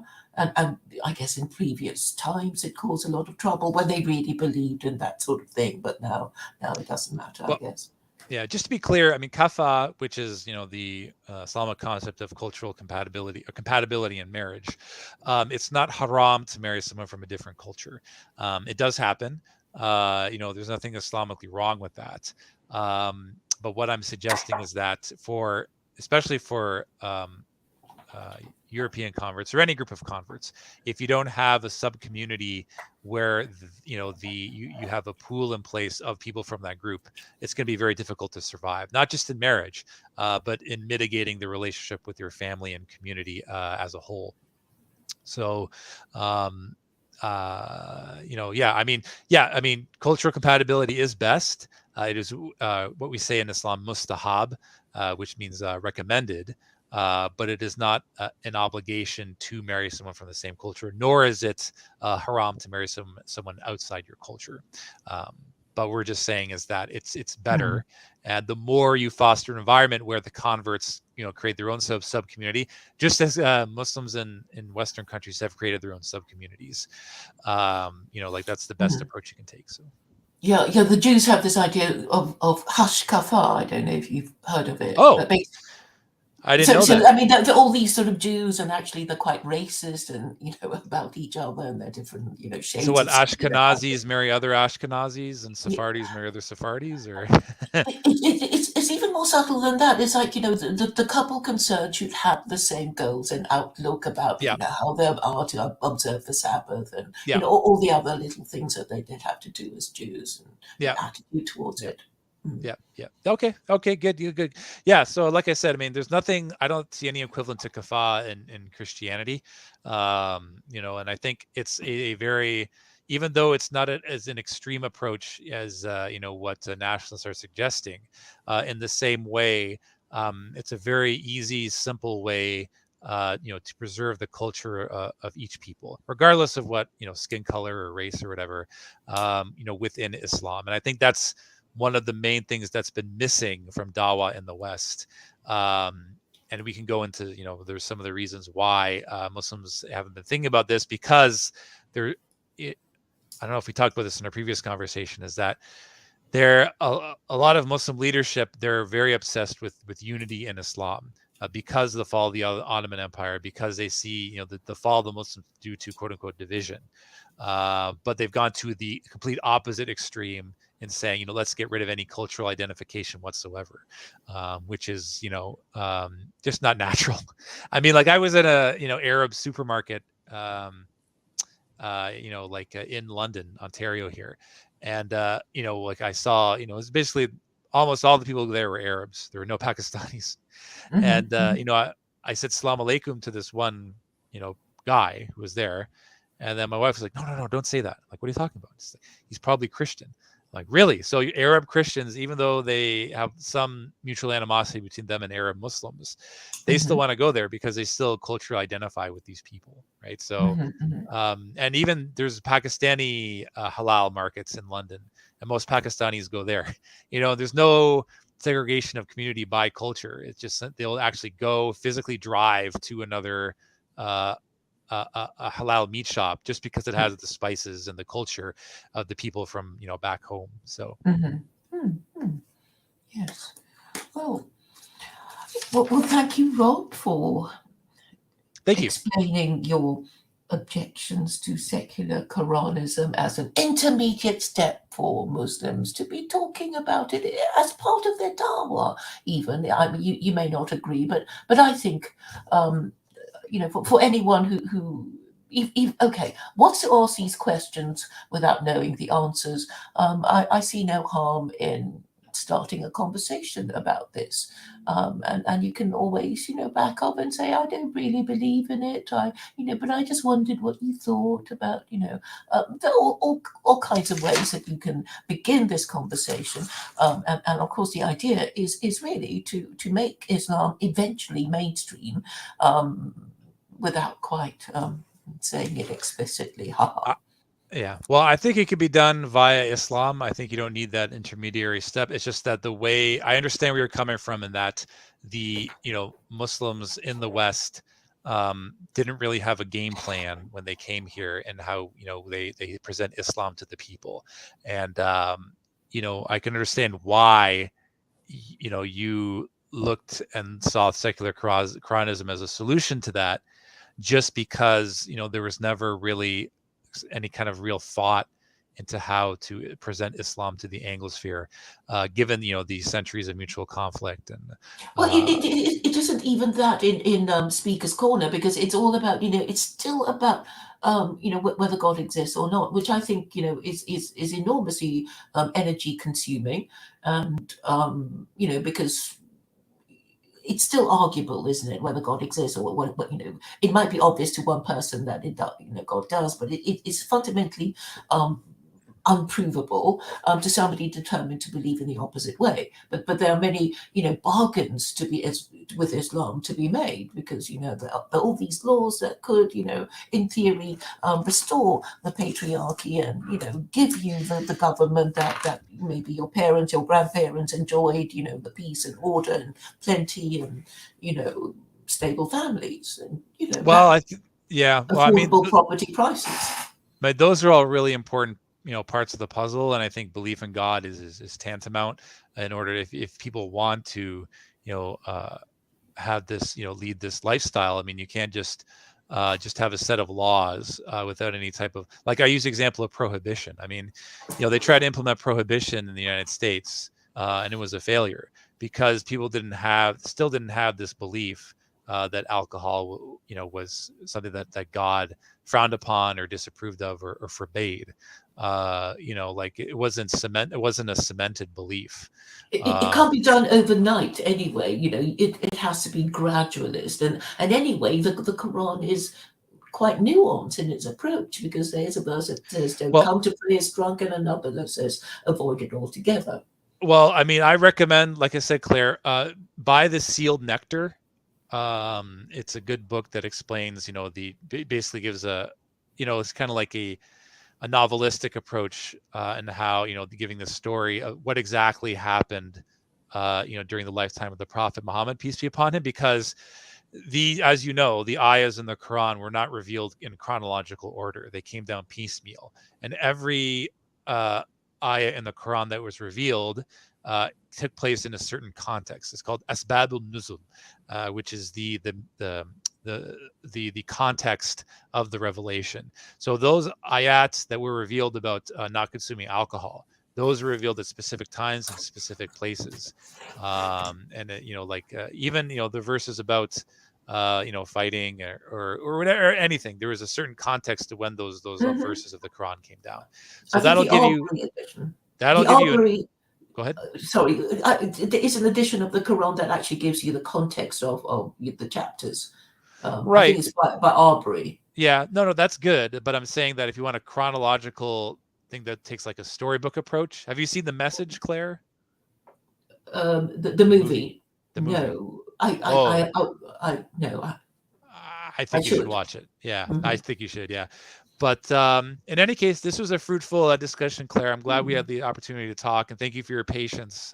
I know I had to wait for Ramadan and my kidney stone for us to actually have this conversation. So. Oh, right. Yes, that must have been painful. Well, yes, thank you for coming. But I wanted to ask you about whether you'd read the biography of Muhammad by Karen Armstrong, because that was the one I read. Which kind of gives you a potted history. Well, yeah. not a potted, a biography, which kind of read like an adventure. Yeah, no, I think that's good. I mean, Karen, it's from a non-Muslim angle, which is still valuable.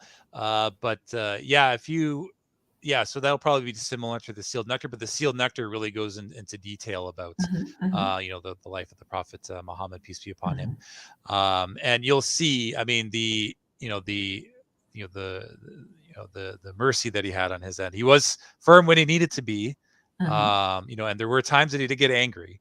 There wasn't a time when people were angry at him for apparently accepting some treaty that was unfavorable, and everybody was angry with him.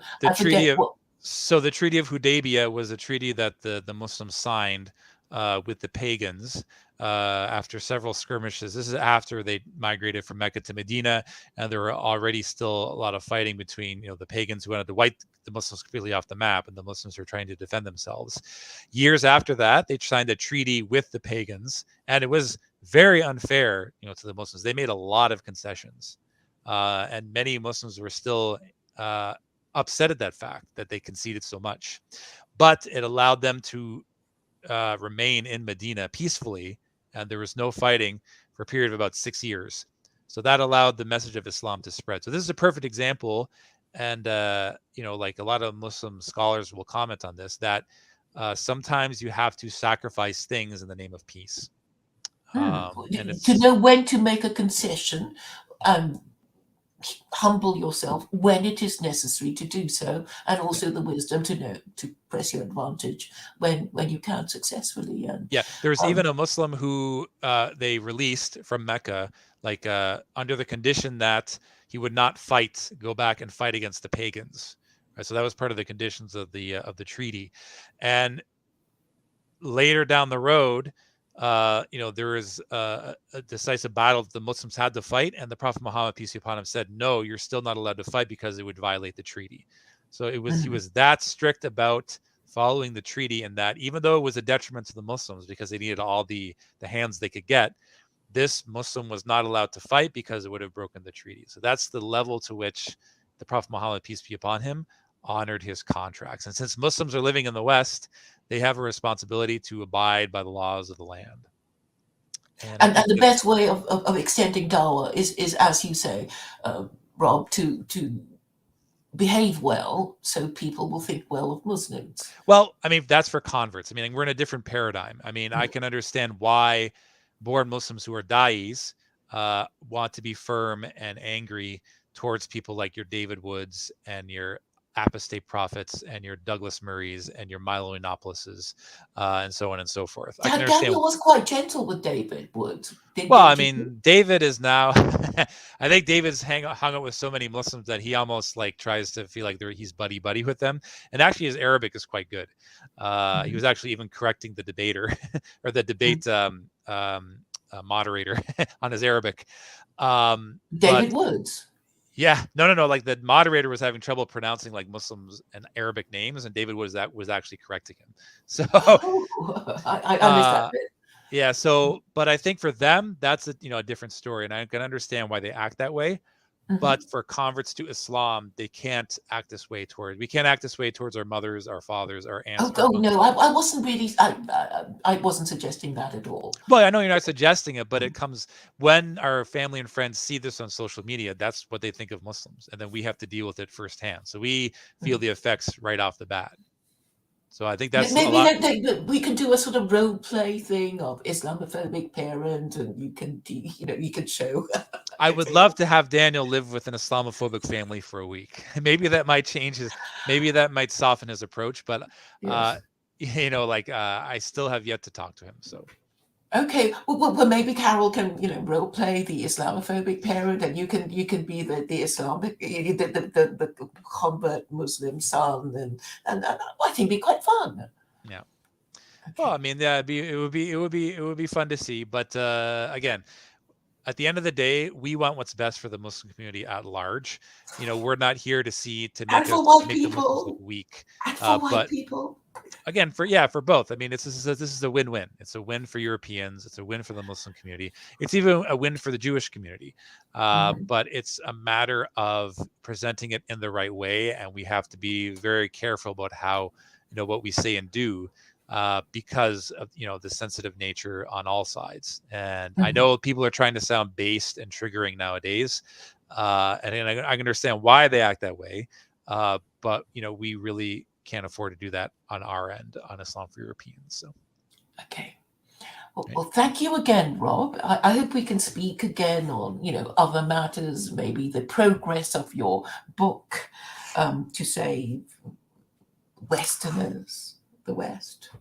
I mean, many groups live in the West. It's not just white people. So and we want to be governed well, whatever our race. Well, I mean, I guess that's going to be a whole chapter in and of itself, I think. So, or perhaps a separate book. Well, thank you again, Rob, and I hope we can speak again before. Thanks for having me on, Claire, and you have yourself a good day. Okay. You too. Bye. I'll just read the chat. And maybe. Oh, and one last thing, Claire, are you still there? Yeah. Okay. My one suggestion to you is, and I know that you're sold on secular Quranism, but have you ever considered changing your profile photo to a European hijabi, wearing a European style hijab? Perhaps you'll send me one. I do change my avatar from time to time. So if you see anything you like, please send it to Okay. me. All right. Thank you. I'll send you one of those. Okay, Claire. Thanks. Okay. Thanks a lot. All right. Bye-bye. Bye-bye. Yep.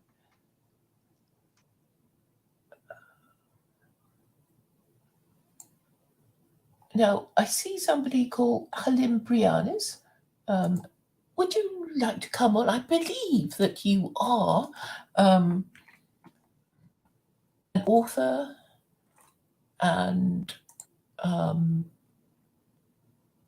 right. I see some Twitter notifications, and I can put the link in through Twitter, so he can join us and tell us what he thought. There we go. I've just sent it to him through Twitter, and hope he will be here before too long if he intends to join us. While I read the chat. Well, I'm glad you enjoyed the conversation, Candice.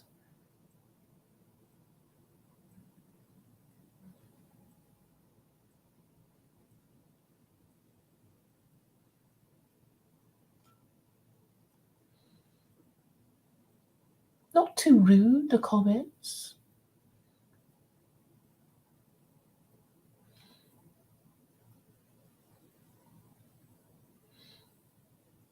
I'll have a look at European hijabis.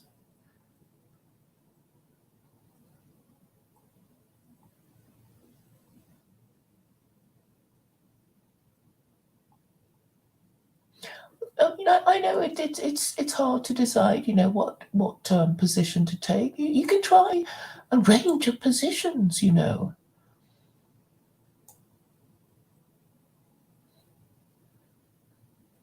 But what has become so clear is that these white nationalists, they don't have a clue. They have no plan. So it's easy to just say, well, I've got a better idea, other than waiting for law and order to break down so you can take your revenge on all the people that you want revenge upon. Or the other way is to carry on voting.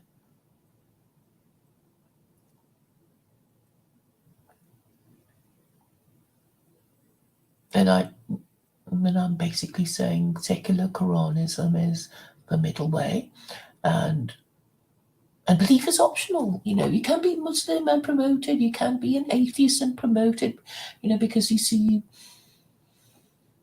that the laws would help discourage certain behaviors. And obviously, if you really believed in it, more people are more likely to obey it for longer. But, people obey the law for a whole range of reasons.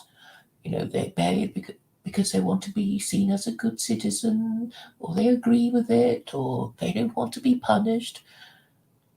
But obviously, the best kind of obedience is obedience out of the desire to be obedient.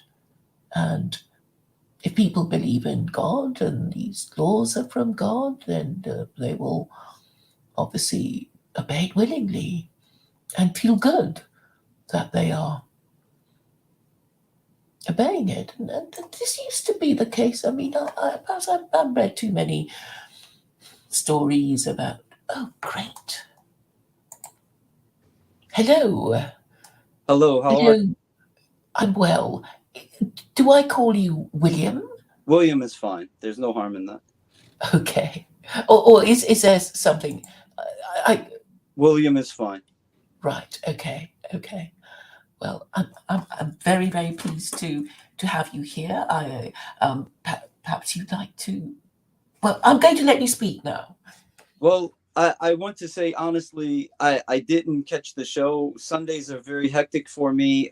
In my town, there's actually a conference, so there's a lot going on right now. So, like I said, I don't have much time, but so, and again, I didn't catch a lot of what was said between you and Robert. Unfortunately, I just caught the tail end of it.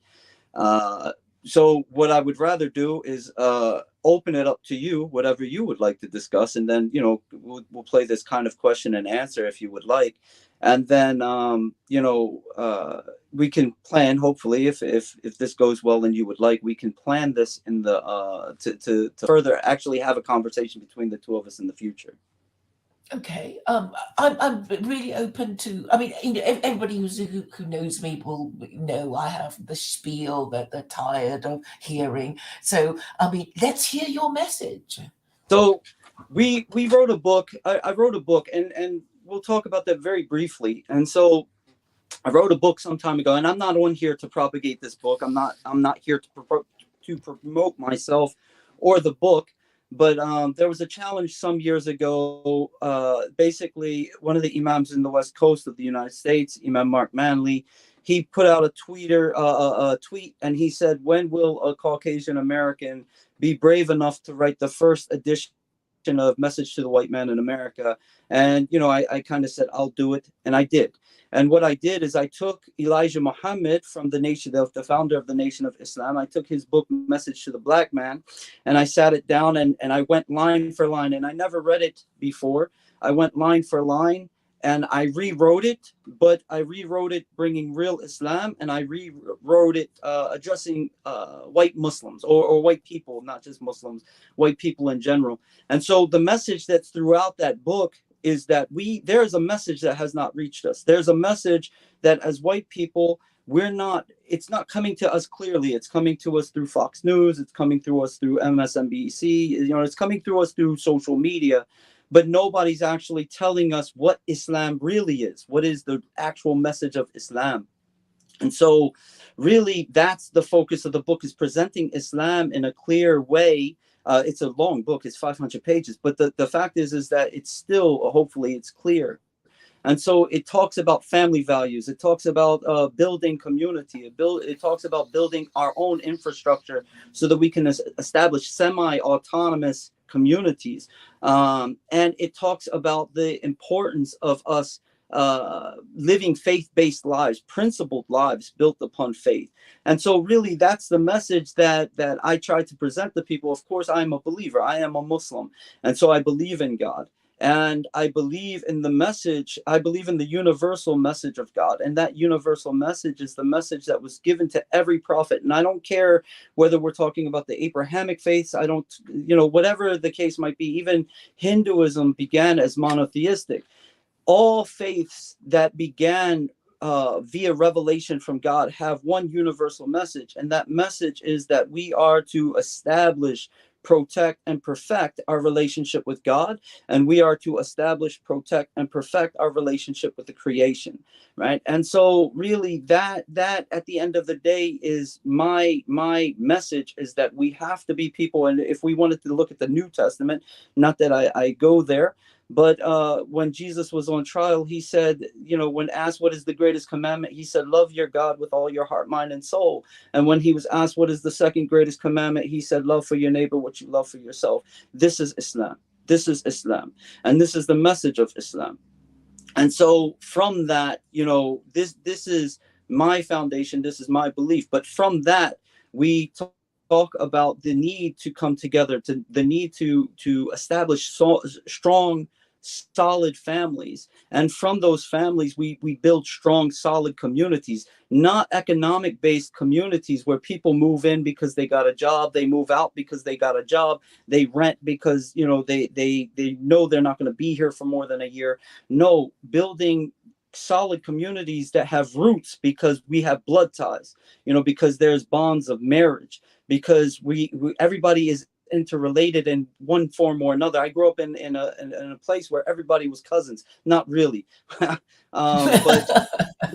people, oh, that's my cousin, that's my cousin, that's my cousin. And there's a reality to that. There's a strength in that when communities have these ties and commitments. And so this is really what we call to is going back. And I hate to use this word because it has negative connotations. And quite frankly, there's a lot of words today that have negative connotations, but they're not negative. For example, a dictator. When we hear the word dictator, we automatically assume negative, right? But it's not. It's a neutral word. If the dictator is somebody who is actually a good, righteous person, then the state will be in good health. Just another example is patriarchy, and so patriarchy has this bad or negative connotation now, but patriarchy is actually one of the best things that, or one of the best models that humanity has. The problem isn't that the problem isn't patriarchy. Well, feminists call it. Well, they try to equate it with domestic violence. I mean, that is what they've managed to do. The problem is that we don't have men, right? How can you have a patriarchal system without men? And so without married fathers.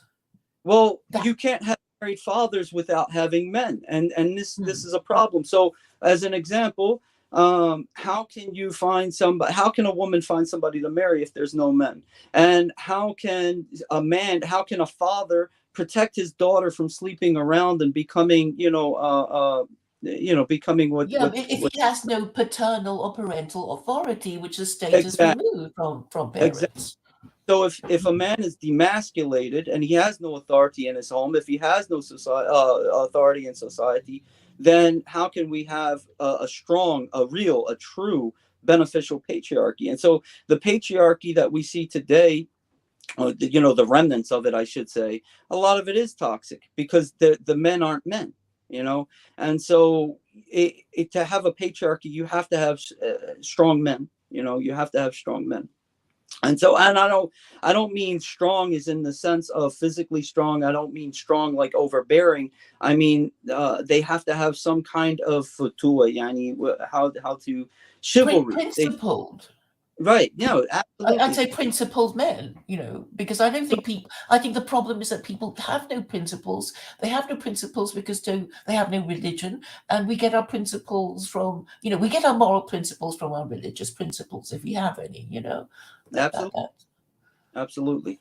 And so the reality is the word that I was going to is tribal, and so one of the things that we've lost is, and now people are tribal. We even call people tribes. Oh, I follow this podcast. I follow that podcast. Who's your tribe? When we talk about niches and things like that, we're we refer to them as tribes. I'm talking about real tribes. Tribes. What is a tribe? So you have family units. And when these family units grow, they become clans. And then the clans grow and become tribes. And of course, it goes the other way as well. And then nations are made up of tribes. And today we don't have that. We have a bunch of individuals. We even in families, even in homes, we have individuals that don't know each other. They don't relate to, they're sharing space, but there's no real bonds. And so what I believe and I call to personally is the establishment of communities based upon family ties. And you can't have a strong society. You can't have strength. You can't have security without strong families. And you can't have strong families without real ties. And it begins with men and women being able to form a long-term relationship with each other for the purpose of rearing the next generation, with the intention of rearing them properly. Yeah. I mean, honestly, that's the thing, is that we have to break cycles. And so you have to have somebody who is committed to being upright, to being principled, to govern themselves. Right. And you have to have that man or woman find somebody else that is on the same page as them so that they can rear their children in a principled way, governing them according to, again, I'm a person of faith, so I'll say faith-based principles. And then you build a generation of solid human beings. Right. And the government has to support it. The government has to support it. Otherwise, what you're saying will be forever a minority pursuit. I agree. you, but I also we would just be like the Amish or something, you know, and that's to be why pointed at. this is where I disagree with you at, and that is that we have examples. We have examples of semi-autonomous communities. So, for example, you mentioned the Amish, and the Amish, though they're a minority, they're flourishing, right? They're flourishing and they're strong. And we can also point to Jewish communities. I live in Baltimore, and Baltimore is a strong Jewish town. They have a very they have a whole entire community. At the heart is their synagogue, and then within 3 miles is all of their homes. They have their own businesses, they have their own education system, they have their own hospitals, and so they built up their community. Yes, they live under the auspices of the greater society, the laws of the greater society, but they have a semi-autonomous state, and so this is where we need to, even if we remain a minority, having the semi-autonomy within our own lands, this gives us, it will automatically give us government support. Why? Because but we don't rely upon them. When we reach that state, we can actually have ambassadors, if you will, or representatives, we'll just say representatives, who will represent our minority community to the larger government. And the more and more we do this in different areas, the more we influence the larger government. So it has to start small. We can't expect the government to just say, no, we recognize you as a minority and we'll protect you. That's not going to happen. We have to do things. We have to roll up our sleeves and put in the hard work ourselves. Mm-hmm. Mm-hmm. Okay. And you have written a book, did you say? Yeah. Message to the. I've written several books, but the book that I was talking about is Message to the White Man in America. And it's saying Christianity has not been working for a while, and do you have a view about the Jefferson Bible? I want to say first, Christianity, we have to understand that Christianity's been under attack in the school systems, to where they're teaching we have about 2 generations, maybe 3 generations, that's been indoctrinated with Darwinian evolution, with the concept of scientism, not science. We're pro-science, but scientism, where they're dogmatic materialists, and so they teach them, Christianity is a myth, and this is, God of the gaps, and these things. And so people actually leave Christianity because of the indoctrination from schools. So it's not necessarily that the Christian message is no longer viable. It's the problem that children have been indoctrinated to disregard it. As for the Jeffersonian Quran, the important Bible. thing say it again. It's a Jefferson Bible that I'm actually on about. Oh, I don't know. I know he did own. Okay. I don't know about it. Because apparently he cut out all the bits of that. I know that all most of the founding fathers in the United States were Masons, and so they were monotheists, right? And many, not all, were also materialists, meaning that they didn't believe in miracles and these types of things. And so they struggled in many ways to bring about a nation that was based upon Christian concepts, but divorced from the religion itself. And this is what we know about the founding fathers. Mm-hmm. And were you born a Christian and converted later? I was born as a Baptist, actually. Right. And what made you? So you're Southern Baptist? No. Just a Baptist. Just a Baptist. Well, what is the difference? Would you mind just giving? I don't really know that much about the different Christian sects of America. Right, but what I understand is that the Southern Baptists, first and foremost, the Southern Baptists, they would divide their church into First Baptist and Second Baptist, and the Northern Baptist churches didn't do that. From again, what I understand, the teachings are all the same, but the main thing is that in the South you had First Baptist, which was the white church, and you had Second Baptist, which was the black church. So black people didn't go to First Baptist, and white people didn't go to Second Baptist. So the Southern Baptist church is really a division. And what I understand is that when we say Southern Baptist, usually what we're talking about is Second Baptist, not First Baptist. Why? Well, because of the racial history in the South. Right. So what? First Baptists no longer exist? Is that what you're saying? Well, today, in this day and age, we just say Baptist. And again, when we say Southern Baptist, I believe, and somebody could correct me because I don't get into all of these different sects amongst the sects of Christianity. But I believe that the term Southern Baptist is now more in reference to a style than it is the actual teachings of the church. They're all Baptist, but the Southern Baptist is one who has a certain style or flair about the way that they minister. Uh-huh. And so if you call yourself a Baptist, you believe in adult baptism. That is what makes it different to other kinds of Christianity. Is that Well, the case? that's part of it. That's part of it. And we have to understand that the Baptist movement came out of Protestantism. So really it's just another branch of Protestant Christianity in reality. Uh-huh. Uh-huh. And was there a moment, I mean, would you like to tell us your journey to Islam from baptism? In a nutshell, I'll do it in a nutshell. So I was raised as a Baptist, and from an early age, from birth, I went to the Baptist church. I have memories of that. And when I was a young boy, very young, my little sister was born, and my little sister is mixed, so she's half white and half black. And the church said, we're not against black people, we're not against white people, we're not against different races, but we're against intermixing of races. So they kicked my mom out of the church. And when this happened, she eventually, she went on her own soul searching, and she would teach us. She would say, I don't know what the truth is, but we know that there's a truth. And so I watched her do this soul journey, and eventually she became a Jehovah's Witness. And I spent, maybe 3 or 4 years in my youth being a Jehovah's Witness as well. Doing the Tuesday night meetings, the Thursday Bible group, Sunday going knocking on people's doors, all of these things that Jehovah's Witnesses do.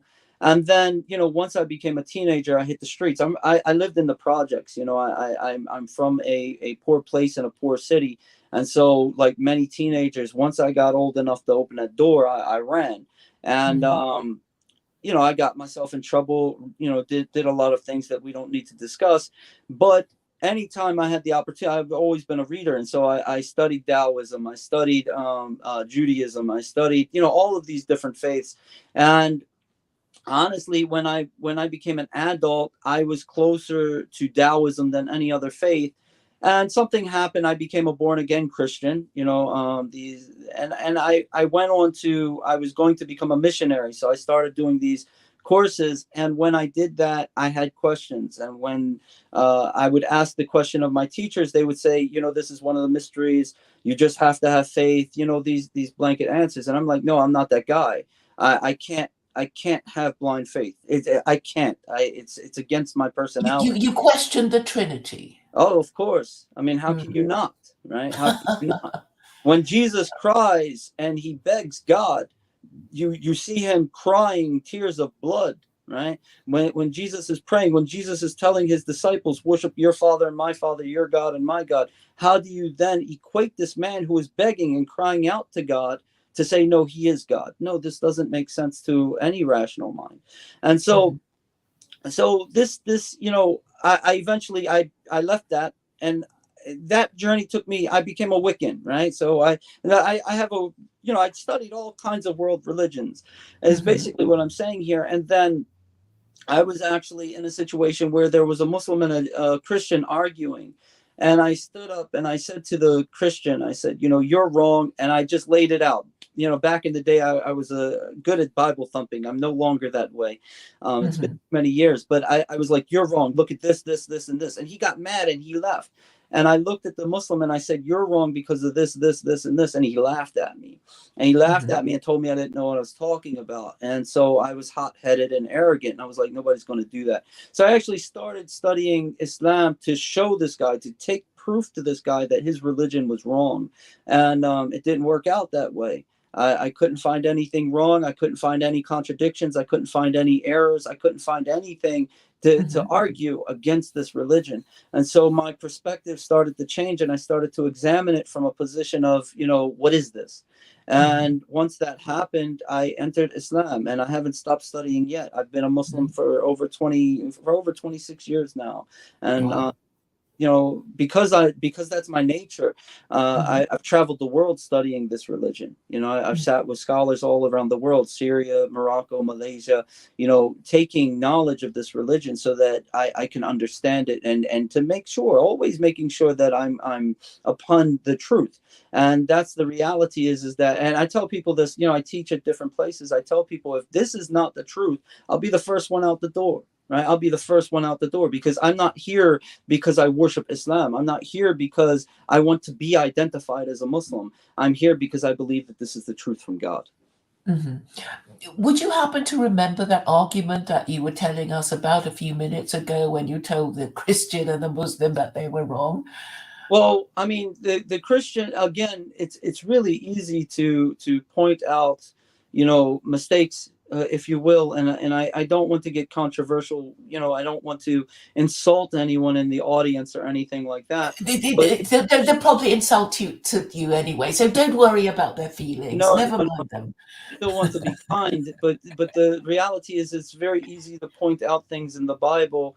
I already mentioned, Jesus. The only way to God is through me, right? But does that mean worshiping Jesus? No, Jesus taught us how to worship our Lord, our Father who art in heaven. He taught us to pray to God. He never taught us to pray to him, right? And he led by example. He showed us.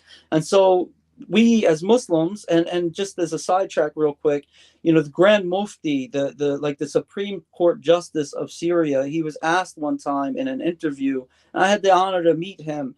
And he was asked one time in an interview, they said, how much of the population of Syria is Christian?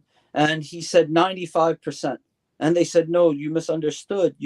What population of what percentage of the population is Christian? He said, yeah, 95%. And they said, how can you possibly say that when this is a Muslim nation? He said, because in order to be a good Muslim, you have to follow Christ, right? We have to follow the example of Christ. And that's the message, is that we follow the teachings and the example of Jesus, peace be upon him, not that we worship him. So that's part of it. The other part is that when we look at the Torah, right? What's extent, what we still have of the Torah, even though it's been altered, and that's really the point here that I'm going to make, is that you have Genesis, Exodus, Leviticus, and Deuteronomy, and this is supposed to be revelation from God upon Moses. That's what it's supposed to be, that Moses received this revelation from God and he transmitted it to his people. But why then is there an obituary for Moses, peace be upon him, in the back? How is there an obituary for the man that this was revealed upon? This doesn't, and it says that no man has, the like of him has not come to us since him, right? So this is clearly an addition. Also, if you get any good Bible, you're going to find at the end of Mark that there's, usually it's in brackets now, but an addition, and they'll tell you this was added later. So when you know that there's additions put into the Bible by the hands of man, when you know that there's been alterations, when you look in Jeremiah, I don't remember the chapter and verse, I just don't anymore. But, and Jeremiah says they changed the hands, they changed the book with their own hands. Even the prophets in the Bible are complaining because people were changing the books before they came. And so this is the reality. And these are the things that we point out: contradictions, errors, these types of things. And again, when I was young, I was very aggressive in these things. I learned I learned that this is not the right approach. I don't believe in tearing people down. I believe in building people up. And so I no longer, have all of these arguments memorized, because it's just not healthy. It's better to start from a place of agreement as we read in the Quran, come to a word of agreement between you, and then we build from that. And that's, I always prefer to do that rather than try to show somebody why they're wrong. You're wrong, you're wrong, you're wrong. Well, why do they want to listen to you if you think you're right and they're wrong? This isn't a healthy place. So we always try to meet from a common ground and build from that. And so those are from the arguments I made. Now, when I looked at the Muslim, the only thing I really had to go on was from Islam was some things that I had heard from Nigerian Christians who I had been in the company of.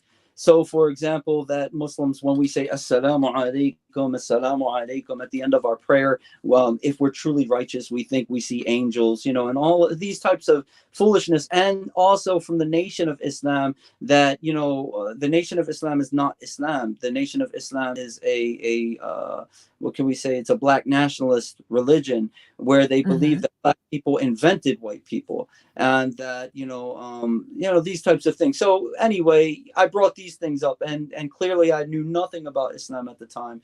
And so, he had every right to laugh at me, honestly.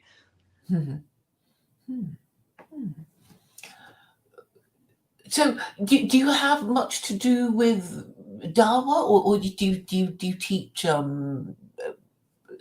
people who are already converts and want to learn more about the religion? Well, again, this term dawah, a lot of times it's I this is a difficult question for me. So let me start by saying I teach, right? That's what I do. I teach in masjids, I teach youth, I teach in universities, I teach. And so that's my number one responsibility. However, da'wah, when a person really wants to know about Islam, they ask questions. And when they ask questions, we're ready to answer them. The problem is that a lot of people who call themselves doing da'wah, they're not doing da'wah. They're attacking other people, right? They're looking for ways to show, oh, you're wrong. Your book has been tampered with. You're following. You have no basis for what you're doing. And so really, they're really attacking people, and they're trying to basically say that we're better than you, right? And so honestly, a lot of da'wah that takes place is just we're better than you. And so I don't get into that. I believe that if a person is sincere and they want this, they want to be guided by God, then they ask questions. And when they come to me, I live by example. I raise my children, my wife, we live our Islam. My life is governed by Islam. I don't need a government to tell me what to do. God has shown me the way, so I live that way. And we've seen people who have hated us, right? We move into a neighborhood, for example, and the neighbor down the street puts a hate mail on our door, and within a year or two, he calls my wife and says, I need help. Can you send one of the kids up to help me? So we live our Islam and we see hearts change. And that's the best form of da'wah. I had one of the greatest compliments I ever had was a neighbor that lived across the street from me. She said, I want you to come over and talk to us about Islam because we see your family has something our family doesn't have, right? And this is the truest form of da'wah. But then when people really want to know, then we have the answers for them. We have the discussion with them. But as far as going out and arguing and debating and things like this is wasted energy, because I can show you all the proof in the world as something that happened yesterday. And if a person's heart is hard and they have no interest in the truth, they want to argue, but they have no interest in the truth, then all the proof in the world isn't going to crack that hard heart. And so this is why it's difficult, because I believe I live da'wah, right? I believe that, but I don't go out and argue with people, if that's the question. No, I mean, I meant, you see, I speak to some Muslims, and they're active on the internet and they promote the message of Islam, and I say, so are you a da'i? And they say, oh, no, I'm not, I'm not that sort of person. But so would you consider yourself a da'i? Well, my first teacher, Sheikh Khalil Majlawi, may Allah preserve him, he used to teach me. He said it's more important to be a da'i than an alim, than a scholar.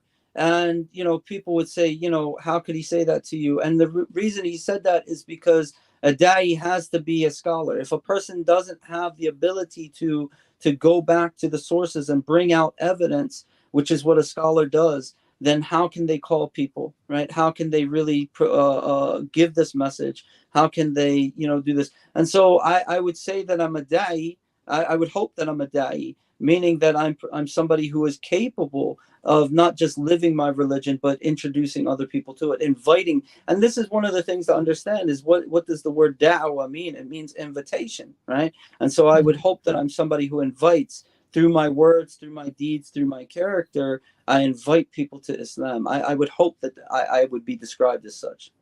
Mm-hmm. Mm-hmm. Do you have a message to your fellow Americans at the moment? I mean, the number one message that I would have to everyone, not just Americans, but people all over the world, is what I started with. And that is that universal prophetic message. And that is that we'll start with hear your Lord. Yeah, the Lord, your God is one, right? And so we have to establish, protect, and perfect our relationship with God. But in order to do that, we have to get to know him. We have to know God. We have to build a relationship with God. And so that's first and foremost. Really, we have to know that God is one. He is not a dualistic. In Islam, we don't believe that there's the God and the devil, that there's some kind of war for good and evil. No, the devil is the creation of God. The battle is between man and the devil, not God. God, there's no opposition to God, right? Except our own will. So the first thing is why would God create the devil?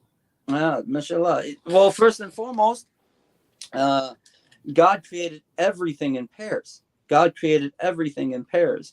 And so in this way, what is the pair for the Adamic nature? The pair, or what can we say, the complementary other half, the yin to our yang, if you will, is this satanic nature.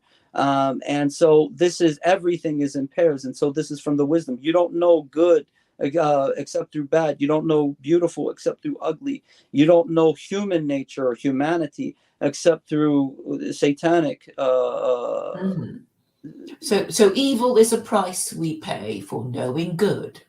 Well, evil is its own issue, right? Many of us, when we say evil, we don't really understand the concept. And as I said, I'm short on time, so I don't really want to get into that. But what I would say is that evil is a consequence of our free will. You can't have free will without evil, right? And people say, why is there evil in the world? Well, really what you're asking is, why do you get to choose? Now, if God created you and you didn't have the opportunity to choose what you do, but you had to be obedient to God, then you would say, why don't I get a choice, right? Evil is a consequence of our free will. That's what evil is the consequence of. Mm-hmm. I see. Well, as you are short of time, perhaps I can invite you to join me. I want to finish this real quick. So the first part of my message to everyone is to really get to know God, know that he's not dualistic, he's not a trinity, he's not a pantheon. God is absolutely one.